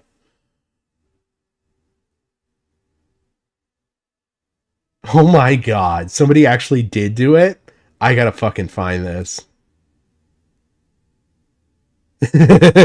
No, Teddy, there's a really easy way to do this. All you gotta use is a transcript as timestamps. I guarantee if you use that for the timestamps, you could probably just cut out the rest for air, especially if you use a good AI editor or something. And then, like I said, just totally build it back up to the same time level with just Tipster's soundboard. When her community turned on her with a bunch of allegations of racism, ableism, and some other things. Hold on, read break. I need a read break. Give me a read break for like two minutes. Give me a read break. Okay? I can't keep listening to retweets. Now, this is funny to see, but Keffals was kind of... Yeah, I remember that. She really did get fucking opened for that. at rock bottom here in terms of relevancy. Like, she was getting like 100 likes a tweet. Since then, she's been able to build up a little bit of goodwill and actually get some people to follow her Twitter again, and she's managed to build up a little bit of an audience again, right? And she just kept ruining it by defending Bosch. What is going on in the chat? Normal streaming, she's now portraying herself as a little chibi character thing. Oh, it's so cute. I wonder what it looks like in real life. Oh my god. It's beautiful. She cleans up like a shiny new penny. So she made this video to defend Bosch, where her biggest point is, will Chris from I fucking missed that the first time. I just caught that. Mr. Beast likes Lolly. So you should also call out Chris from Mr. Beast if you're mad at Bosch or something. The thing that bothers me is people who pretend there's no relationship whatsoever between, like, drawn. Can you imagine the things that cat has seen in that house? That poor cat. Is there a movement for Vasha endangering an animal? And Lolly an actual attraction to children. Of course there's a relationship between those things. It's ridiculous to pretend otherwise. GG. Take it from me. Okay. That's the end. Okay. That's it. I mean, he's right. That's right. I'm sorry, but whoever, like, I don't know if anybody watched the whole Ethan Klein stream here. The fact that, okay, so they're eating Taco Bell right now, right? There's a whole hilarious thing. So there's a whole build up with the horse stuff and everything else. So they're talking about, at some point, Ethan's like, I'm hungry. And they're talking about what they want to get to eat. And he's like, well, what has horse meat in it? And they're talking about ordering McDonald's and everything else. And they settle on Taco Bell. This is the worst and best endorsement for Taco Bell. 55,000 eyes on a man just eating Taco Bell with a hay bale behind him, talking about a dude that likes horse porn. I can tell you, fucking Taco Bell could not have budgeted for this. Or he just did like a transitive property. Therefore, I want to. Oh my god! Like it's like a clean equation. Yep. Taco Bell has its hits and misses. Okay, I've had phenomenal Taco Bell, and I've had awful Taco Bell, and I've had it from the same restaurant. Never at the same time, though. He says, I watch Lolly, and people who watch Lolly want to f kids. Chris enjoys LollyCon. She's arguably one of the largest trans public figures in the world. Host to a channel that is beloved. IKEA meatballs. Oh my god. By millions of children. Where is this energy for protecting kids, Ethan? Or do you not care about children?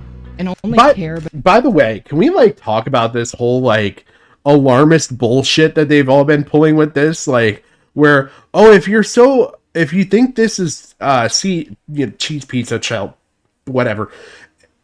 Okay, so we're all on the same page here. Like, yeah, I would love to come back on stream, K-Huck. Sorry, I'm ADD'd a bit right now. But can we just talk about like how they're all using this whole fucking ploy of like, okay, well if it is this, then why are you so comfortable showing it on stream? Like, when did that become a fucking argument? And why the fuck did they view this as a win? Like, are they that low in the fucking trenches that they had to go to that fucking argument and pull it out of their ass and say, this is our win? We're going to sit there and say that, yes, it is, and you're awful for showing it. But attacking low-hanging fruit that can't fight back. I find this selective moral outrage to be...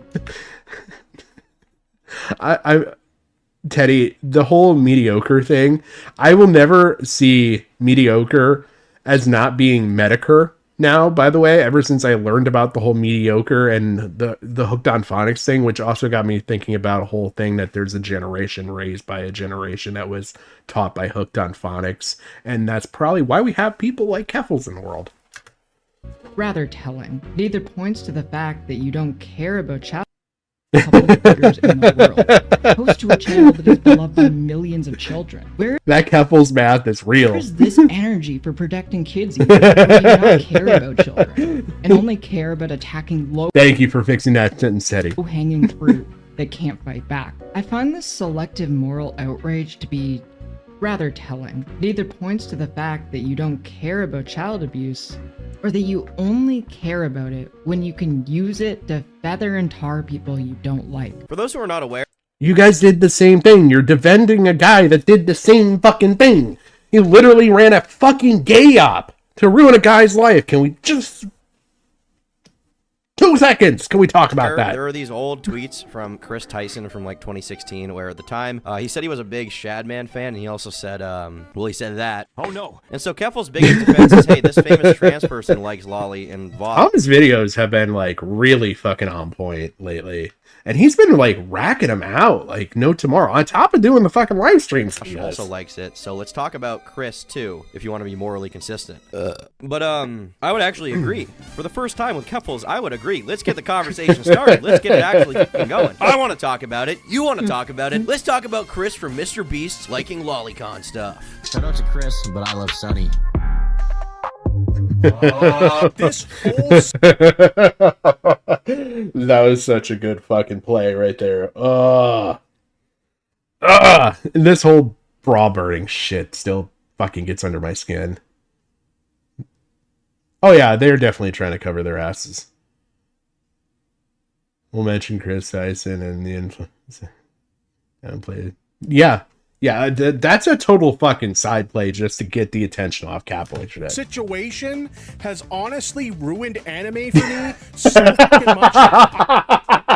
Teddy! Oh my fucking god, man. Oh my fucking god.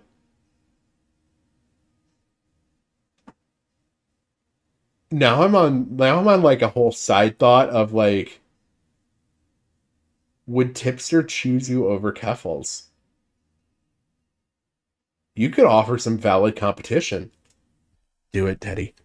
Do it for the comedy. I never want to watch anime again. I don't want anything to do with anime. I got my waist bin here, and I got some of my anime. We got Death Note. Someone needs to take this and edit in that fucking no crying shit. Like, just slowly bring it in as he's like throwing more and more anime in there. And I mean, you can really take it over the top, but one of my favorites. Throw it in the bin. We got some Dragon Ball Z, another great anime show. Throw it in the fucking bin. Well, with Vosh. Oh yeah, I could totally see that. Him totally fucking faking it and never having fucking watched any of it. That would be a real commitment. Oh. Mr. Huck is streaming. I gotta go show some. Have at it, K. I really appreciate you coming by, and thank you so much for coming by. Honestly, but yeah, we gotta arrange something. I gotta get on your show again at some point. Thank you again, K. Huck. You have a good evening. Say hi to Mr. K. Huck. I'm glad he's getting into the streaming stuff too. Vosh's past being relitigated, other people involved here also had their past looked into. And as many of you know, Keffals has a pretty checkered past herself. This brings us to the Catboy Ranch allegation. By the way, I really like some of the editing stuff that Tom's been doing on some of these videos. It's a little Mama Max-ish at points. But some of these edits, like I'm sorry, I'm just getting like weird like with enjoying a lot of the edit stuff. 18 naked cowboys in the showers at Ram Ranch. Seeing as Keffals is...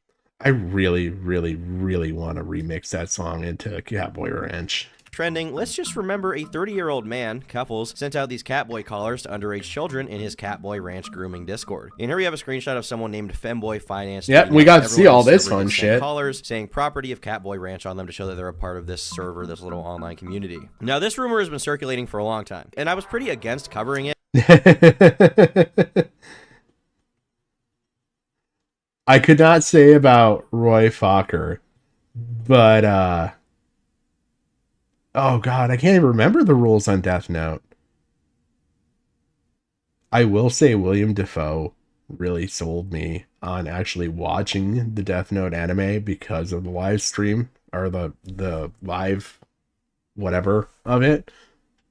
I just like William Dafoe. I think dude's an awesome actor. He's, yeah.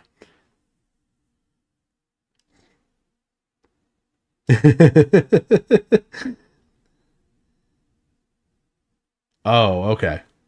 Yeah, I've never watched that anime. I've watched, there's like probably 3 or 4.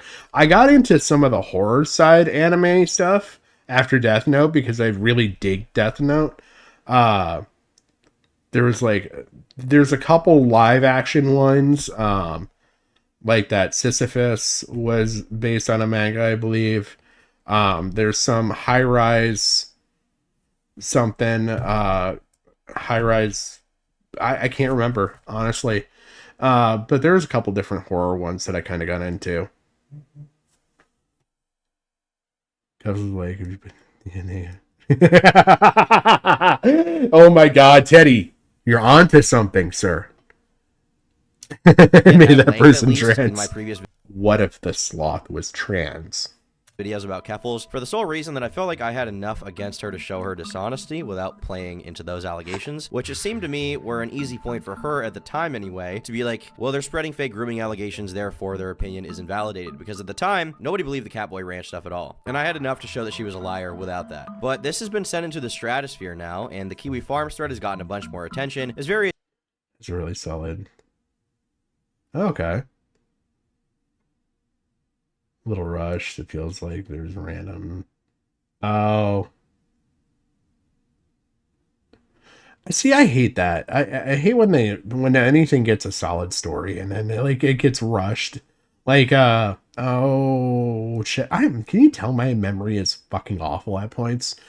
There was another show that I was watching that it only lasted like 2 seasons, and you could tell they were rushing the fucking button up all the fucking storylines because there was no season 3. But yeah, I'm not really. I did actually get into oh my god, Onimusha, the live action Onimusha, which is based on a video game. It's not really an anime, but Japanese inspired, and I really enjoyed that show.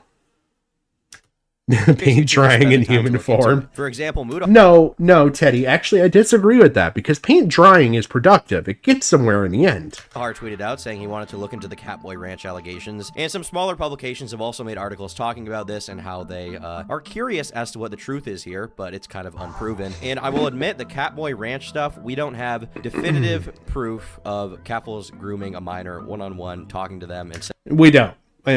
Tom is 100% right here. Texting them, right? We don't have that. What we have is, I would argue, maybe even darker. So let's get into it. The central point of the ongoing controversy revolves around allegations that this Catboy Ranch has been... Now remember, the whole beginning of the stream, this is where it finally fucking ties up into a nice little bow. Accused of serving as a potential haven for individuals engaging in grooming activities, sparking concerns about Discord child grooming. However, Keffals contends that Catboy Ranch serves as a community on our Twitch platform, providing a space for transgender individuals to connect and avoid feelings of isolation, as highlighted in a... Huh. That's interesting. I'll have to maybe check that out. I'm honestly been told to check out a lot of different ones, like what is it, Cowboy Bebop or something like that. Never watched it. Hell, I haven't even watched Initial D, and I've been told to do that because I'm big on the car side. March 2022 tweet addressing the Discord server. So what even is Catboy Ranch, and what can be proven about Hey, look, see this? I didn't have the rest of... I had the image, and I don't remember. I think I got it off of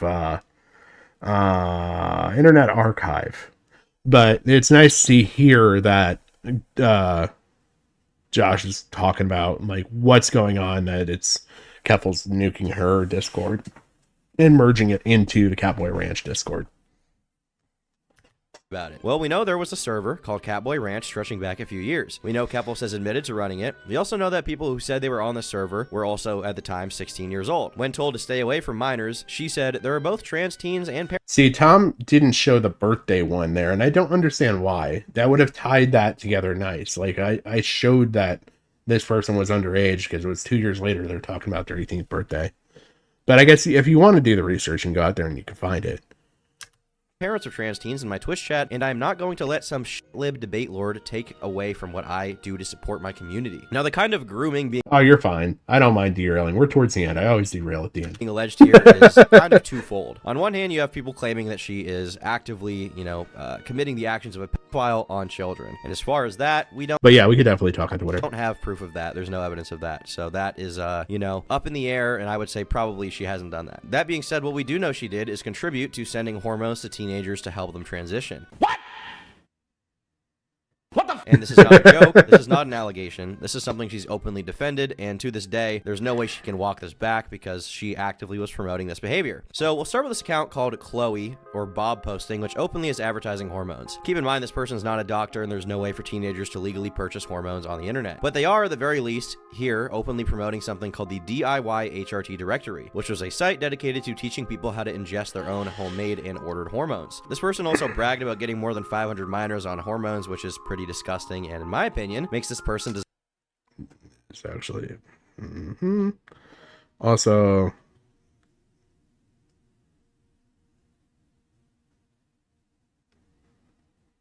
deserve jail time. I cannot imagine anyone. This is just so fucking like dark. Oh my god, Teddy, you tied it together. You pulled that from left field and you tied it together. It was Tipster the whole time. I feel like the end of a Scooby-Doo episode right now where they pull the mask off. One in the right mind supporting someone who's not a doctor and has no parental approval to do so, shipping estrogen to children over the internet. That is fucking crazy. But all the people involved here are crazy, as Destiny at one point pointed out. Firstly, it's important to recognize that Sorrenti was a big supporter of the DIY HRT directory. Sorrenti began supporting the directory in June. You need to post about that, but you need to have it like be like a true schizo like image graph like to tie everything together. June 26th of 2022, tweeting that she is donating thousands of dollars a year to the website so people can access hormone replacement therapy before the age of 18. And follows it with another tweet saying that she will never back down. Chloe acknowledges and thanks Sorrenti for the sponsorship. And like I said, I don't think Tom touches on it here, but there's strong evidence that this Chloe individual, the Bob Posting individual, was also the person that potentially interacted with Keffals pre-adulthood. I'm donating thousands of dollars a year to a resource so people affected by hysterical anti-trans laws can access hormone replacement therapy before the age of 18. I do not give a single... By the way, I'm not saying that in any way to excuse Keffals. They're an adult now. They know what the fuck they're doing.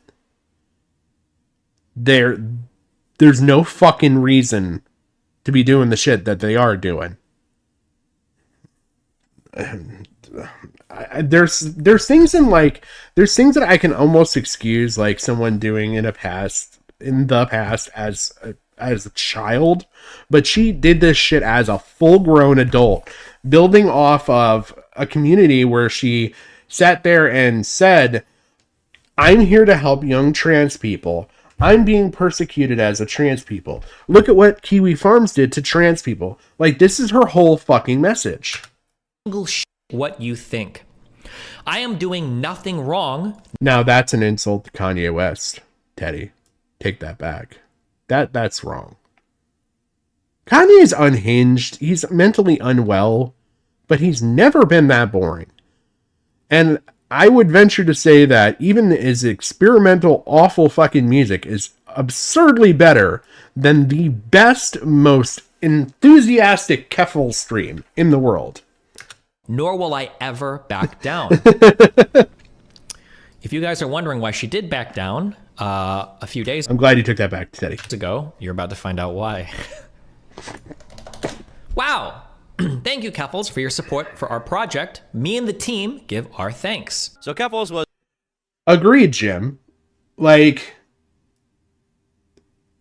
Okay, I've had this like open air. I have these weird open air discussions with my wife where I'd be like, okay, like if we had a kid and they came to us at 14 and they're like, look, I think I'm trans. Like, how would we handle it? Like, just these are abstract fucking conversations we have. Like, these are just the type of people we are. And honestly, we've both come to the agreement that neither one of us would be comfortable with our child starting hormone therapy. We would gladly take them to a therapist. We'd gladly take them to doctors to see what options are available and all that. but neither one of us would be comfortable with really them making a decision that could really affect them in that manner at that age. Like, I'm sorry, but informed consent can only go so fucking far when you don't understand the impact of what it's going to be for the rest of your life. There's times where I was young that I didn't see myself living past the age of 25. Like, as stupid as that sounds, like I didn't have the foresight to see that far.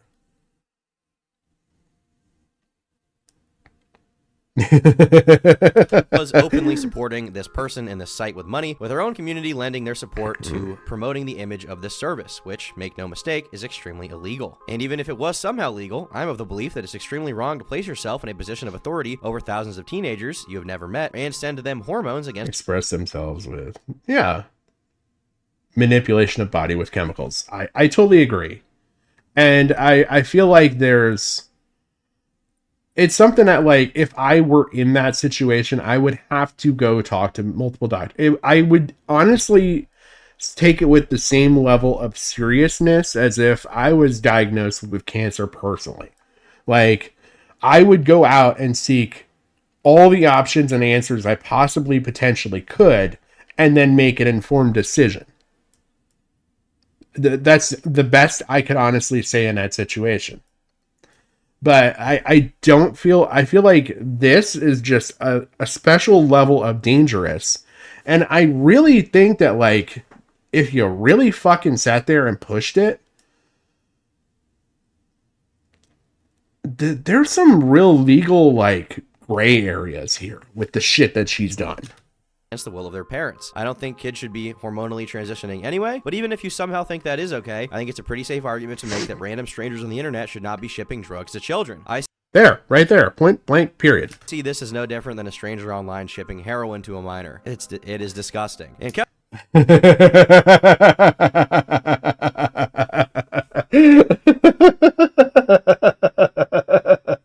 you know what, Teddy? We should. I actually wouldn't mind covering Kanye as a whole, like, stream one time, because he is just a special individual. Know anything about myself? Exactly. I think it is majorly insane. Again, I'm probably gonna have a hot take here. I honestly think that the same level of suckering kids in with college and college debt could apply to what's being said here with hormones and everything else. Keffals is like flirting with this person. I don't think he's my favorite lunatic. If you want my favorite lunatic, you gotta look at McAfee. McAfee is by far the craziest, wildest fucking person. He puts Kanye to shame.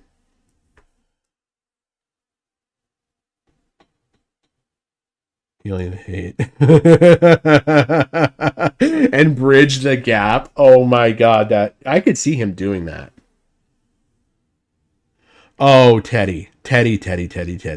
You have to go look up some stuff on McAfee. He is a wild individual. There is some stuff that involves animal death, but McAfee is just a roller coaster of a fucking human being.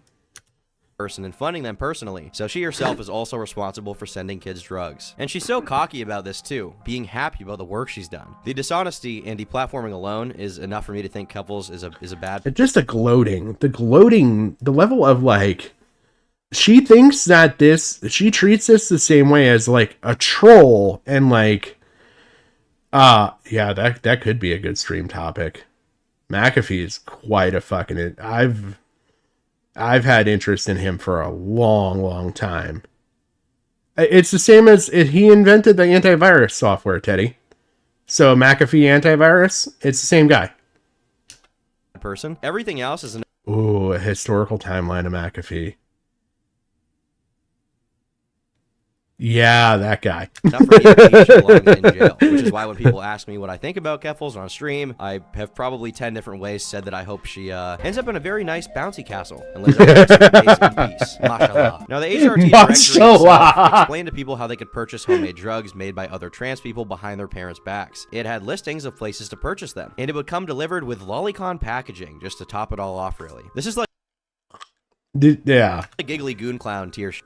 And it's being promoted by someone like Keffals, who is, by the way, a great Turkey Tom video, the Giggly Goon Clown stuff. Someone who is respectable to, well, to no one except for Vosh and Tipster, but still, she's got an audience, she's got an active YouTube channel, she's got a Twitter account, and from these accounts, she was promoting a website which sends hormones to children. That is fucking crazy. Now, the DIY HRT directory in the form I showed you has not been up for some time. The reason why is when Keffals was peaking in internet relevance, it became a big deal, and people began looking into who was running the site and exploring legal consequences for them. As you can imagine, they got scared and they ran. Teddy, his story is wild. Wild. I mean, if you just look into everything from the point where his dogs got killed on, it's a roller coaster.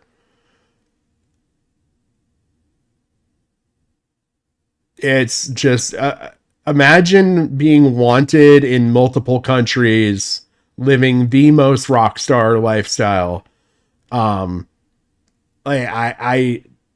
Guns, drugs, hookers, computer software, slaughtered animals, millions of dollars. Like, it literally has it all. And she also went on the H3 podcast where she tried to cover it up as well and make it look like she actually wasn't doing. And the guy was a genius, and he's an outspoken, like, true libertarian. Like, he actually ran for president too at one point. Like, there's just so many things. Like, he anything that Kanye has done, he's basically done. That's just my life. Which is giving hormones to children. I mean, some of them do actually have the support of their families, but some of them don't. Like, some of them Sorry, my nose is like getting are in like really fundamentalist Christian households, and the only place they really feel safe talking about being trans is on the internet. And so where do you guys do this? Is it like a Discord or something, or like a community? Oh, it's like a Twitch stream.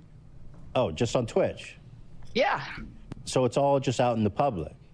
Yeah. Because they make me it sound like you have some kind of secret. I laugh so hard at that, Teddy, because I instantly think of my one dog, and I'm pretty sure that her brain has got to be like mostly static with intermittent, like, squirrel level thoughts. Imagine a combo: David Koresh, yeah, Julian Assange, and Johnny Silverhand from Cyberpunk. Yeah, that's honestly like a good, like, actual breakdown, like, because the dude is like, technically, on a computer level, he's an idol. Like, he's genuinely a smart individual. As far as, like, the Johnny Silverhand stuff, like, you should find out, like, this dude gave tainted laptops to members of Congress for free. Like, so that he could actually log on them. Like, I don't even know how to explain him. Or some community spot that's... I love how I'm hosting, like, 2 different things right now, being like, Keffals awful! McAfee. Not publicly seen where you're talking with kids and stuff, but that's not even the case. No. A few minutes later. I want to give you an opportunity to talk about this, because there's people who are pointing this out, that on your website, keffals.gg, you'll have a link here that says do it DIY HRT. Yeah. So it's a website where people can learn about DIY hormones. Basically. Pretty much. I don't know. McAfee had some moments that even I was like, oh, dude. Especially near the end, where, like, he was wanted for murder and stuff. Yeah. I mean, some... Later on in that same show, she's pushed to admit that there is a separate directory she links to from her own website. I don't believe she ever brings up any of the locked rooms in her Discord as well. I don't think we included that in here, but... The original claim, Ethan asks about homemade hormones. Is this from the giant the Keffals document? I can't remember. Manifesto. That's what I'm trying to think of. Is this the Keffals manifesto that Destiny did? Is that what this video is? Because I know there's the Destiny manifesto, which I really want to get into. I really want to do a Destiny stream, but I feel like that's going to be a multi-parter. And then they also say, I guess one of their problems is that you are supporting young, not true blue insane people, young trans people who didn't have access to hormones. You are telling them how to make homemade hormones. By the way, what is with fucking Ethan's Caddyshack vibe here? Hormones. Oh my god. No, I don't know how to make homemade hormones. I noticed the new thing is they're saying that I'm teaching people how to make hormones. Oh yeah, I would agree. Yeah, I'm of the side though with the whole Waco thing, and Waco and Ruby Ridge. I'm probably a little more like with skeptic side of community with that, where it's just insane.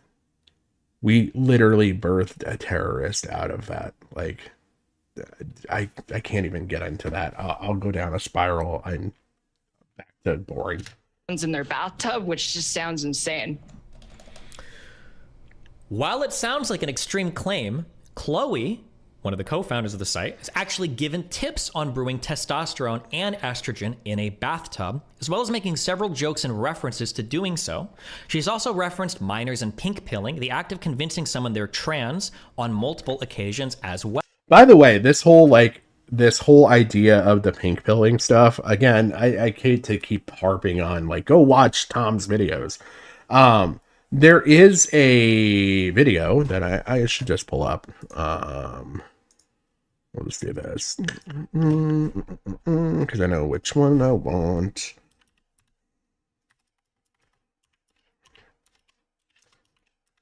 This is gonna look awful, but you know what? This. The 4chan femboy cult. You want to watch what can like happen from pink pilling and stuff like that and understand like the dangers of it. You need to watch this. I know it's a year old, but it's awful because it led to actually a suicide video that was featured by Plague Moth. Going back to a previous stream. Well, these are a lot of old posts by her. By the way, what happened to Destiny? Because like he talks normal here and he's not like on fast forward. On Twitter and in Discord. Transphobic parents doesn't provide child opportunities to get on legit HRT. Teddy, why are you going to ruin my night like that? Surprised that the child is self-medicating. Chloe, pink pilling minors is based actually. If they reach out and express a desire for HRT.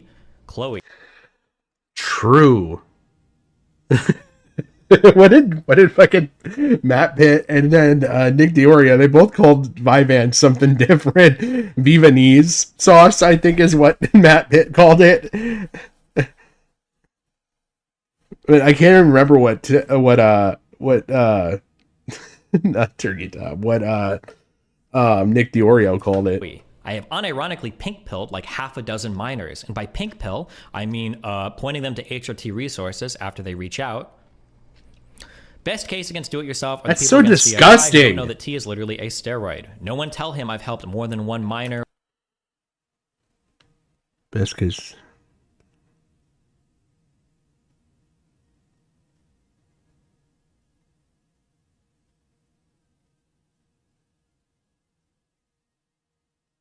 Best case against DIY are the people against DIY who don't know that T is literally a steroid. It's not a steroid though.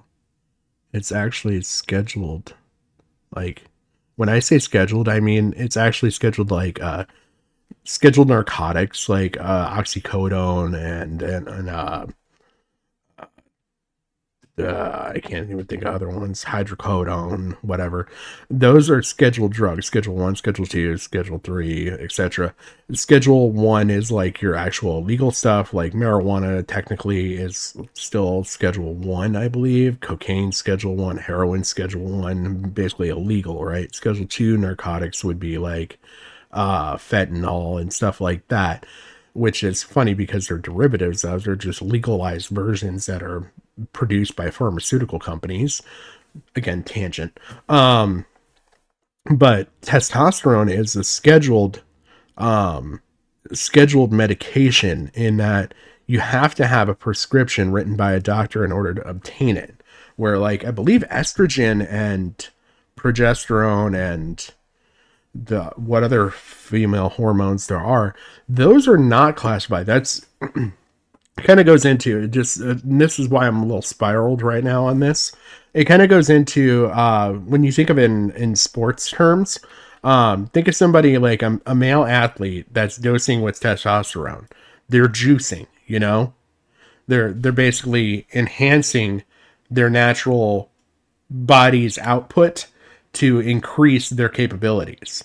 It literally it's a classified drug in that case because it's performance enhancing drug. Okay, that's literally what testosterone gets classified as. So I don't understand what they're trying to talk about. This Robin person says the best case against DIY are the people against DIY who don't know that T is literally a steroid. And I'm sorry, I'm just getting hung up on the verbiage of that.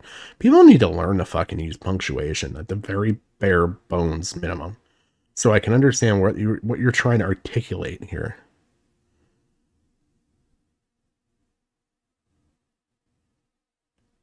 Because this sentence makes no fucking sense to me. I'm sorry, but it doesn't. It literally fucking doesn't. I just need to move on. Or ... He said he got diagnosed about a year and it really helped him focus.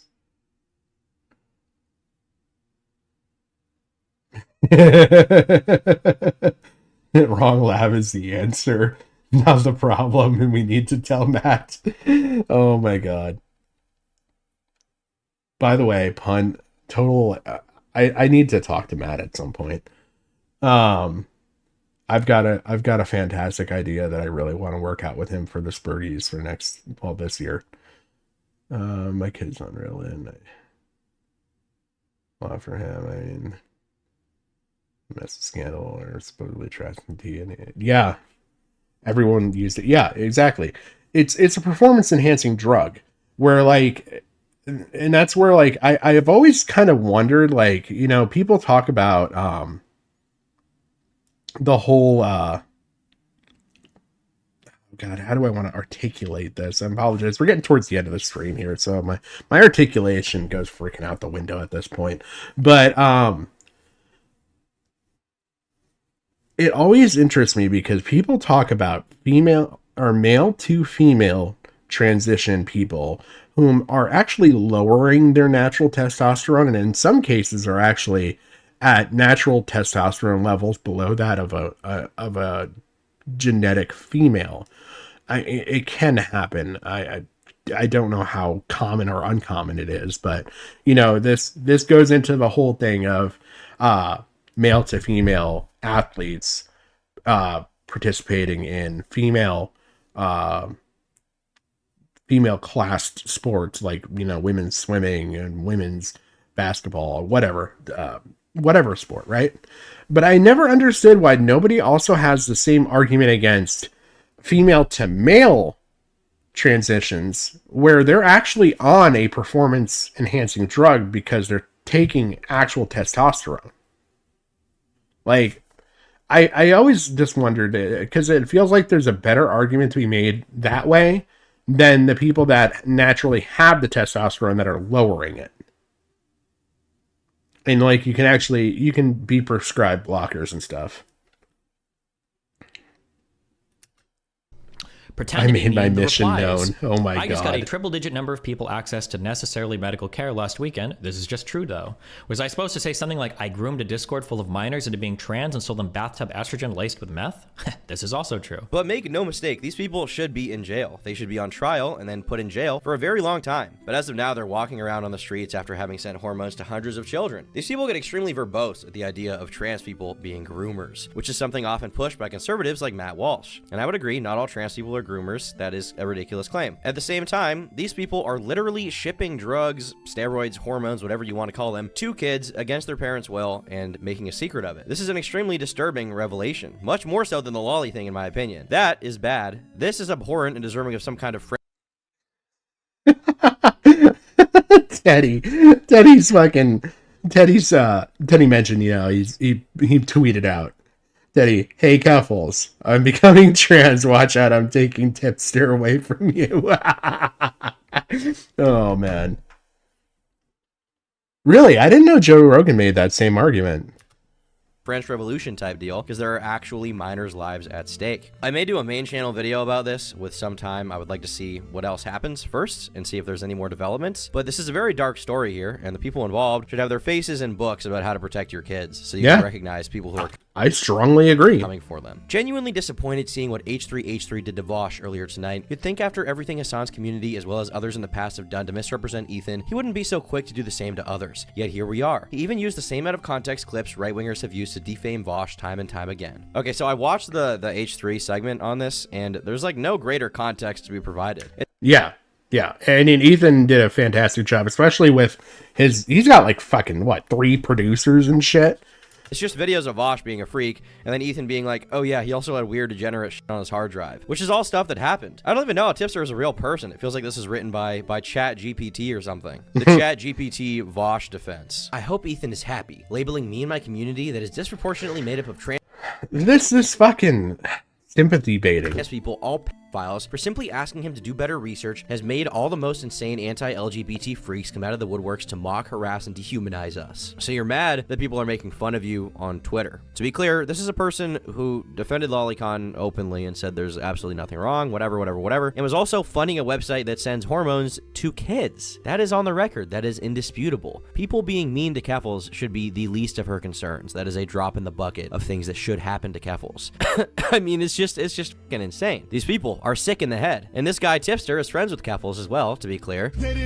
Thank you. Let me ask Thank you for saying this, Tom. the audience a question here. What would you think of a 35-year-old man who is friends with a 30-year-old trans person who sends hormones to kids? What would you think about that guy? I certainly would not think anything positive about them. With this stuff being discussed again, Says need to make separately. Decided. Yeah, I feel like there's some agreement to that statement. I don't know. I have no clue because I'm not educated enough in the intricacies, I guess you could say, of like the chemicals and their effect on their bodies and shit like that. So I don't fucking know. But I do think there is a potential for that to be. Hey, Given Ant, how you doing, bud? By the way, great work on your channel, man. You're growing, bro. Wish I can get some of that growth going. I kind of stagnated recently, probably because I missed a week. at all, and Keffals' deplatforming powers being severely hampered, it seems to me like we are inching slightly closer to those who deserve punishment actually being punished. Or maybe nothing will happen at all. Maybe that's probably what'll happen. Real black pill, and they're all just going to get away with it. But at this point, I think Vosh is really just the first domino, no matter what, and some of the most disgusting people online being exposed. And it's my pipe dream that some real action can come of that, whatever it may be. If it doesn't, I'm interested to see, like, if this really gets as vicious as I think it might. I'm starting to lose my voice now. Sorry. But yeah, I really am interested to see if this gets as vicious as I think it might, especially because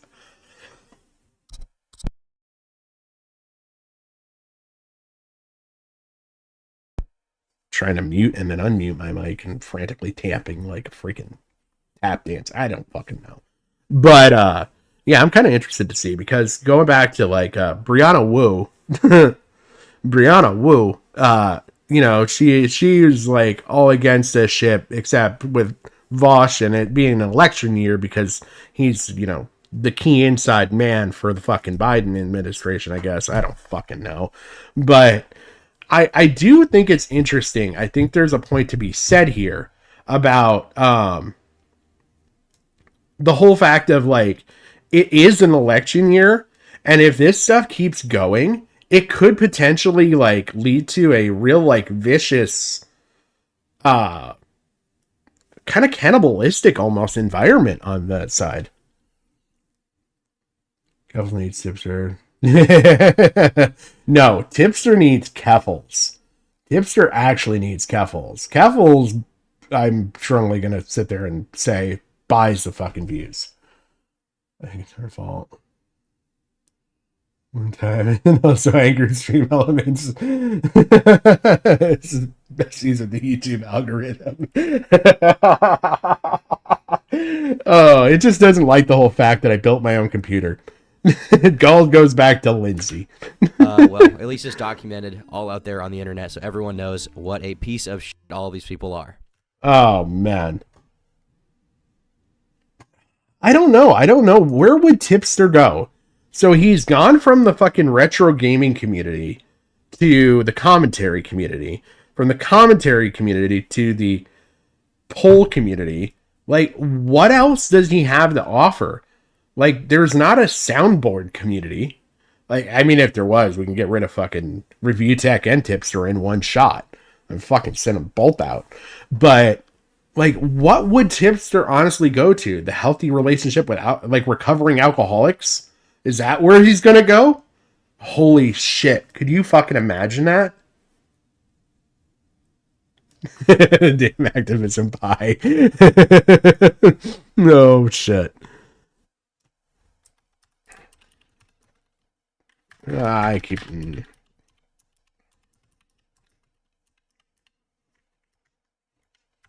We gotta end on this.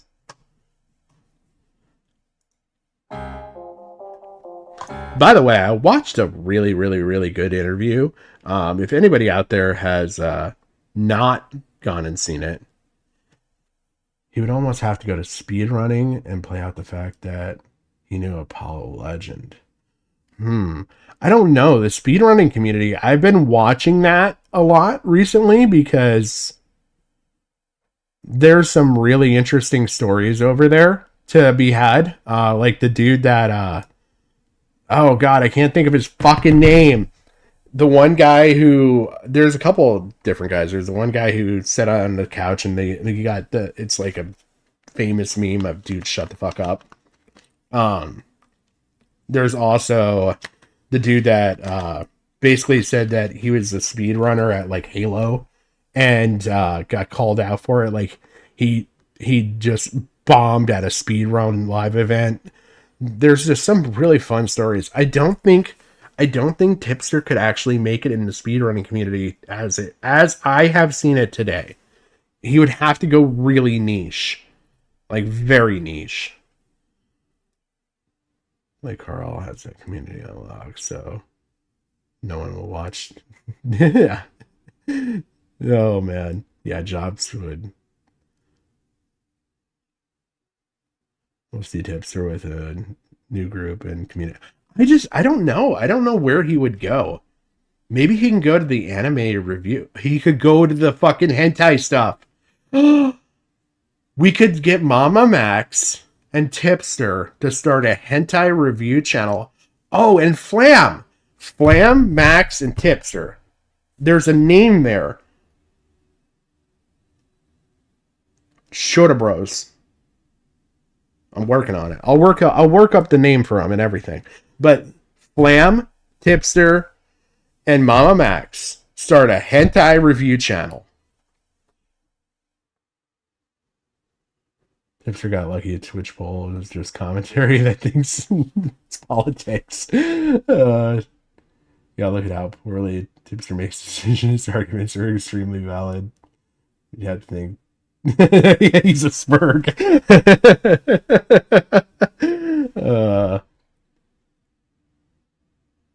No, I don't think it's that far-fetched. Or wait.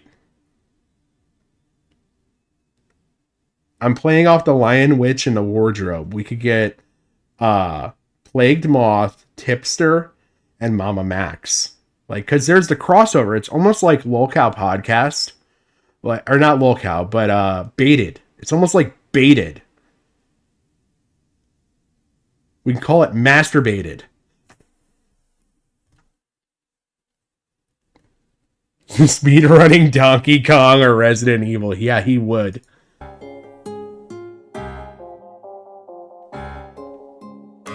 Yeah, but see, like, I feel like we could get the dynamic of, like, I think of Tommy C, Clown, and Keemstar. Like, there was points where, like, that dynamic, like, it was always 2-on-1. So, like, you would almost want to have a good 2-on-1 dynamic.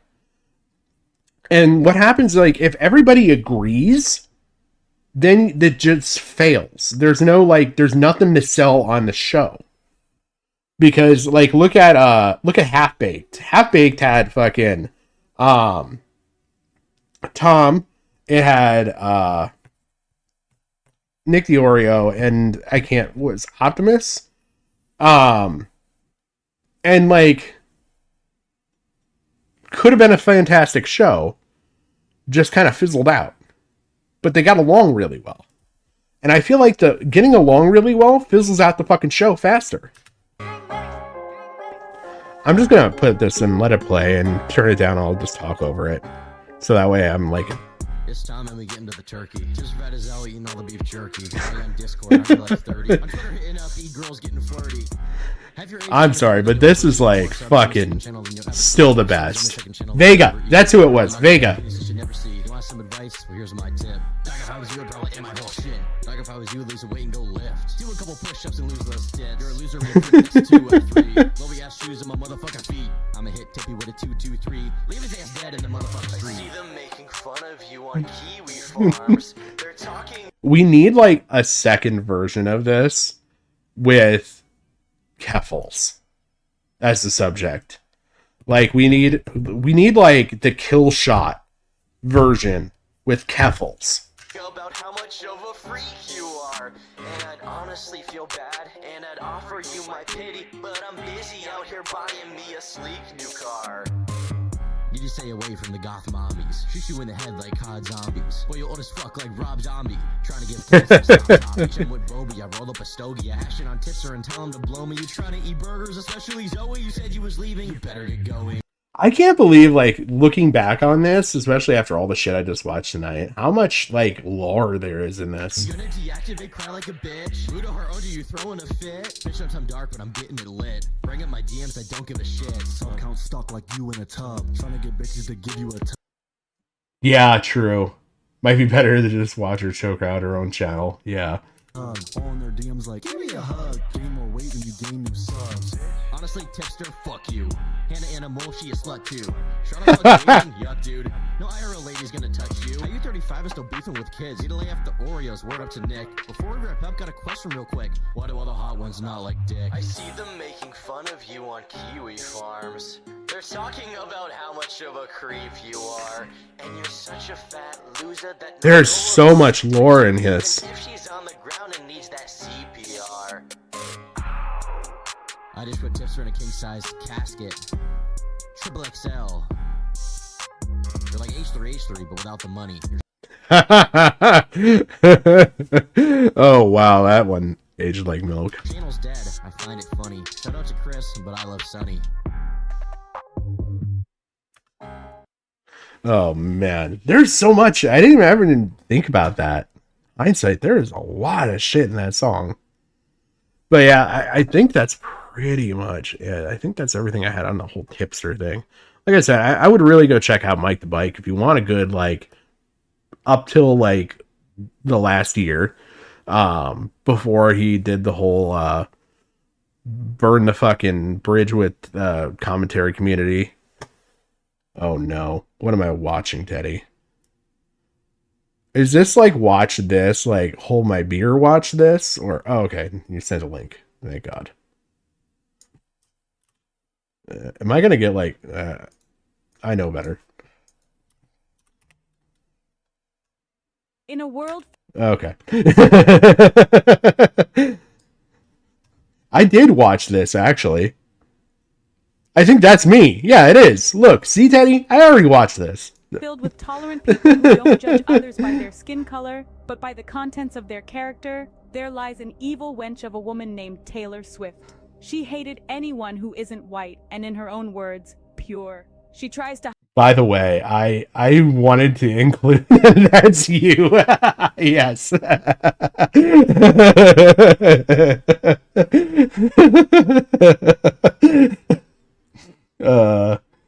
dove into his rap, taking the quote from Target. Yes. Yeah. I wanted to include so much more of that in the video I got going. But I did include some of the Rice Gum rap in my upcoming iDubbbz video. hide these ideas from people, but sometimes she can't help but to speak her poisonous mind. Like that time when she saw an interracial couple. Teddy, I told you I would support you. I appreciate it. Especially when it comes to the AI stuff. You really put me on the line with that. And she just screamed at them. That's disgusting. Whites should be with whites. Or when during a concert she did a cover of a Johnny Rebel song. The lesson here is that racism is bad and thanks, Jim. Honestly, thank you, man. I really, there was so much material that was cut into that. Oh my god, I cannot explain. If I get any community guidelines or like anything strikes on that, I am fighting that to the day I die. Because there's like, I think when I totaled it up, there was 5 hours of footage for 3 sections alone that I cut down. And that video is only like 11 minutes long. Taylor Swift is a bad person that needs to be dealt with. This video is a call to action. Enough is enough. We cannot allow people like Taylor Swift to spread their hate. Teddy, I'll watch this on Friday because it'll really fit in with that whole stream. Like, honestly, it will fit in. Like, we can even start off with this. I think that would be way funnier than ending this stream with it. God, no. Yeah, I did want to, and not this one. I got it in this one. I'm so, like, proud of myself. I'm actually in, like, the most played section now. Somewhere in here is me.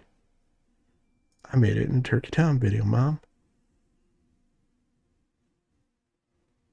This is it. I know I'm on mute. I don't care about the content. I'm not trying to steal the content. I just want to see my channel. But yeah, I made it. There's like 3 timestamps where I actually show up in this fucking video. I was floored. Like, you guys should have heard me. It probably sounded like an autistic dog in heat screaming when I saw my fucking name pop up on this channel. Like, you guys have no idea how much this shit meant to me to, like, actually be in a Turkey Town video and not, like, be the subject either, which is fantastic.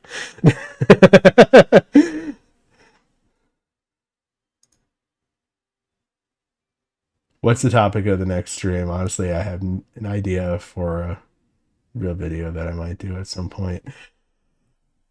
I don't want to ruin the topic of the stream. I'm almost thinking about not releasing a thumbnail until Friday, so nobody knows, because I don't want anybody to go out and watch a bunch of content on it, because there's not a whole lot on it, and it's just funnier if you see it in the raw. Oh, come on. I know I'm in here. Where am I?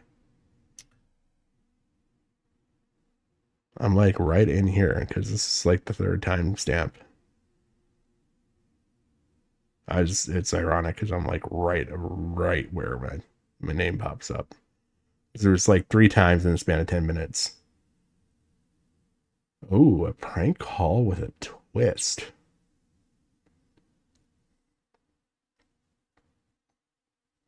Are you going to call, like, Serta mattresses as a sheep?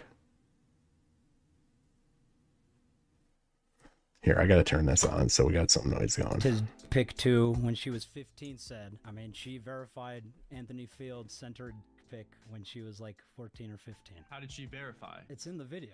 Well, I mean, you just I'm like right in here. a bunch of DMs playing devil's Come advocate, on. fake those DMs, and I'm talking to Magnetar, and he says those DMs are fake.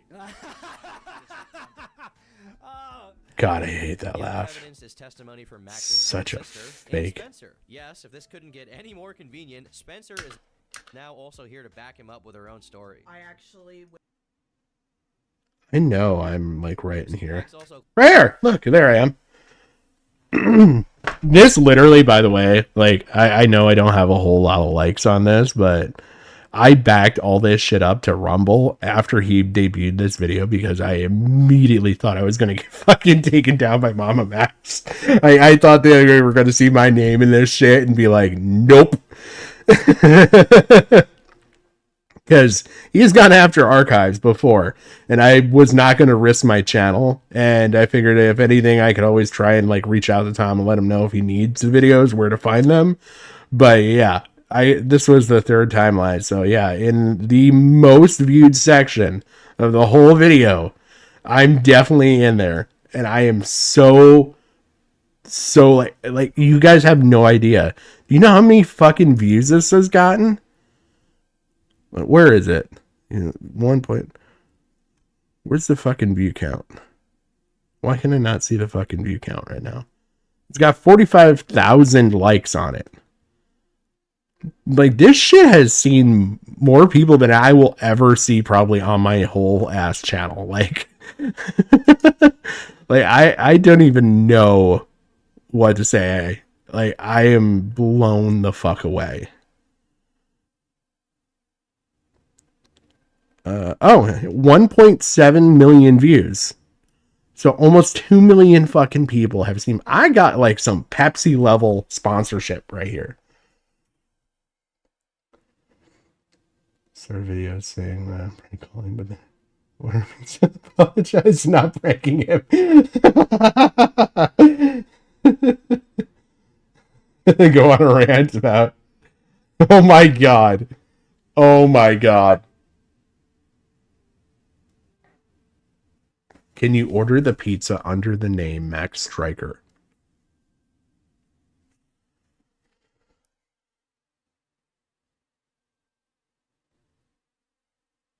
Yeah, like that's probably the biggest fucking thing to me with this whole thing. Like, I know I'm nerding out now. Like, by the way, if you're here for any tipster crap and you're expecting any more out of me, I'm done with the tipster crap.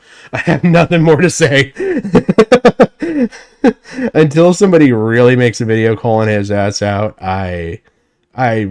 oh, by the way, I'll bring that up in a minute. Yeah, no, Jim, I really, like, I cannot describe the level of spurg out that I had seeing my name pop up. Because, okay, so somewhere in and around, like, here is where I think I first show up. I don't know. He like actually shows my thumbnail. And I was like, holy shit, someone's using a thumbnail that looks just like mine. Like, I'm not even kidding you, like how stupid that fucking sounds. That's literally like, I watched it, I'm like, oh shit, somebody's using a thumbnail that looks just like mine. Like, who the hell copied my idea? And I went through it and I was like, wait a minute, that is my thumbnail.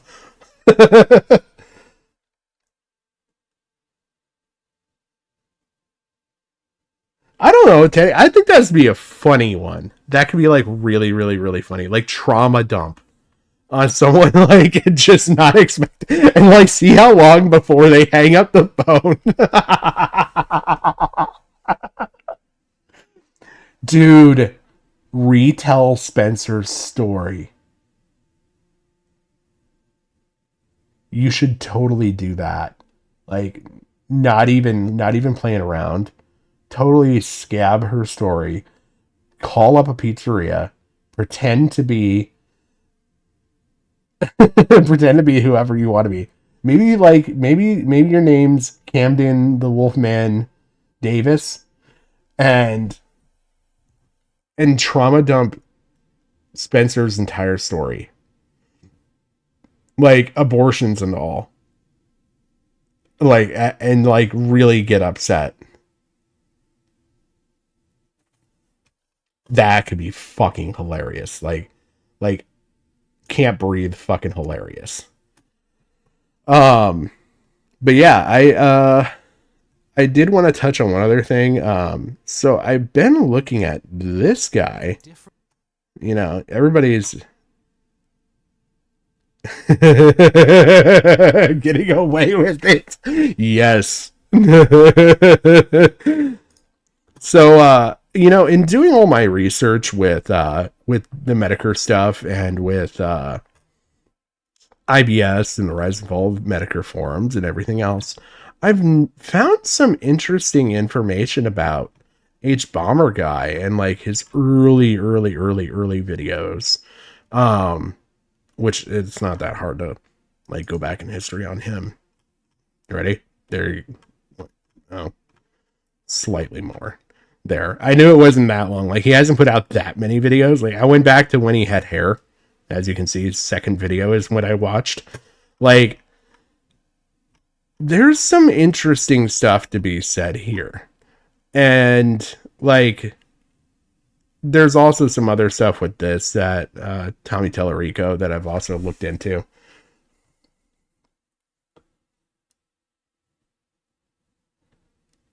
Large call to divinity. Name for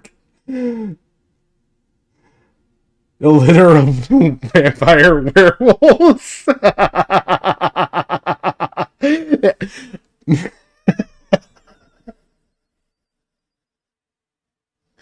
Oh my god, I feel like I'm going like oh my god. Just ask for extra meat. Just meat. We need meat. And as much red sauce as possible.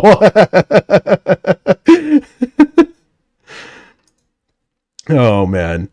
But anyway, it's getting late, guys. Unfortunately, I gotta go. I gotta get up in like 4 hours, 5 hours to get ready for freaking work. But I appreciate you guys coming out, man. So very much. I know this is kind of like really impromptu, but I wanted to test stuff out with this restream and see how it works, because I know I'm going to be doing the stream on Friday. I know that it's going to be an edgy stream, so be prepared for that. This was like, as much as it's funny, it literally like we went through the whole McAfee arc there where we were talking about stuff. This would be the closest thing to having a McAfee stream without having a McAfee stream. Like this whole fucking stream is wild.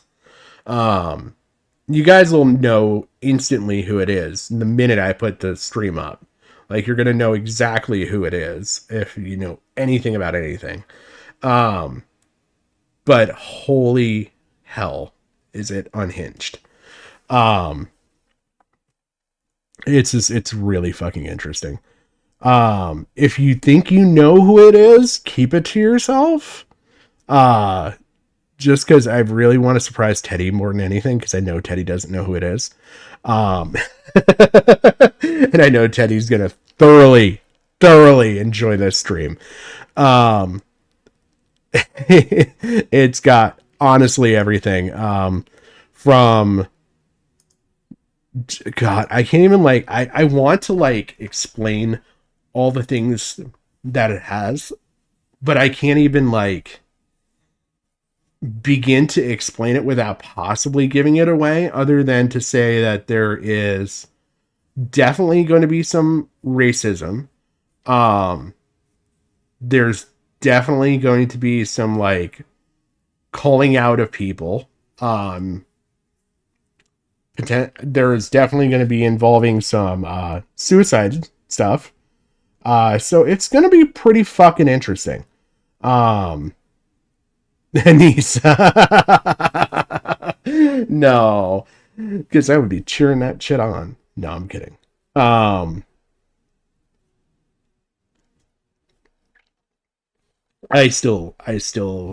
kind of want to say something, but I cannot. Anissa is just something special. Let me just say that. Like there has got to be a level of fetish embarrassment that is enjoying being said when it comes to her and iDubbbz. I feel like that's the nice way to put what I was about to say. It's Teddy. I guarantee you, like, this shit had me between jaw on the floor and laughing and like just utter shock, like in disbelief. I cannot stress it enough. I'm trying to find some other supporting material to go with it to give a better context. But yeah, it's going to be interesting. It's almost as good as some of the Ralph content recently. There's been some really good Ralph content too. Lieutenant Cobra. Not Lieutenant Cobra. But yeah, I'm trying to think of what else. So there's that stream's definitely going to be on Friday. Next Friday, I'm thinking about having maybe like a split stream, kind of. So we'll cover like two different topics.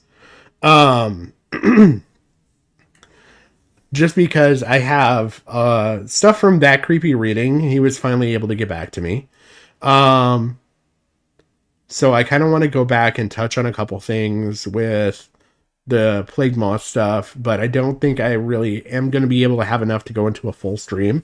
So I think what we'll do is probably do That Creepy Reading and maybe possibly the review tech stuff, or some other little cow stuff. I apologize, I'm yawning. I need to get to bed bad because I need to get up for work tomorrow. That's why I don't do these during the week. But yeah, I think I got a plan for some stuff throughout this next couple of weeks. So I'm still working on getting the Matt AI video out. I need to finish writing the script on that, and then I should hopefully have that out in the next week. Don't hold me to that. I'm probably going to move out to start doing those maybe once a month, honestly. I kind of oversold myself a little bit. So I'm going to be doing 2 of the Verdict episodes, but with those I write, and then I also am recording audio for those, plus editing everything together, and it takes a lot more time than I was anticipating. The first ones kind of flowed out pretty quick because I already had the whole script basically in my head. But I can see as these go along, and I need to like take a lot more stuff. It's going to take a little bit more. But yeah, I think I am going to get out of here. Teddy, you have an awesome night. I really do like that idea. I think you can go some places with that idea that you were talking about. I am looking forward to having you watch that stream though on Friday. So I'll definitely be here. It's probably going to be, it definitely is going to be 8:30 on Friday, my time. But yeah, other than that, hopefully you guys enjoyed the stream. Hopefully everything worked out. I'm going to review this because this should have gone out to at least Kick and Twitch on top of YouTube. So we'll see how that worked out. If everything works out, we're probably going to do the same thing on Friday. Hopefully, if anybody out there on any of the other platforms is watching, please feel free to come by on Friday and enjoy the stream. I'm sure anybody, whether you know about the subject or not, you're going to thoroughly enjoy it. And I will definitely give some context and history before we get into that. But yeah, other than that, you guys have a great night. Thank you for coming out. Like, follow, subscribe if you feel like you really enjoyed the content. Other than that, thank you so much. Again, Teddy, Jim, Give It Ant, K-Huck, everybody. Oh my God. I feel like I'm getting to the point where I need to like start writing names down just to remember some of the people. So that way I can thank you because I do genuinely appreciate it. I know I don't have a huge audience at all, but I appreciate you guys coming out and watching, supporting, talking, and all that. It makes it so much worthwhile. But yeah, other than that, you guys have a great night. Thank you so much again. And I will see you all on Friday. Have a good night.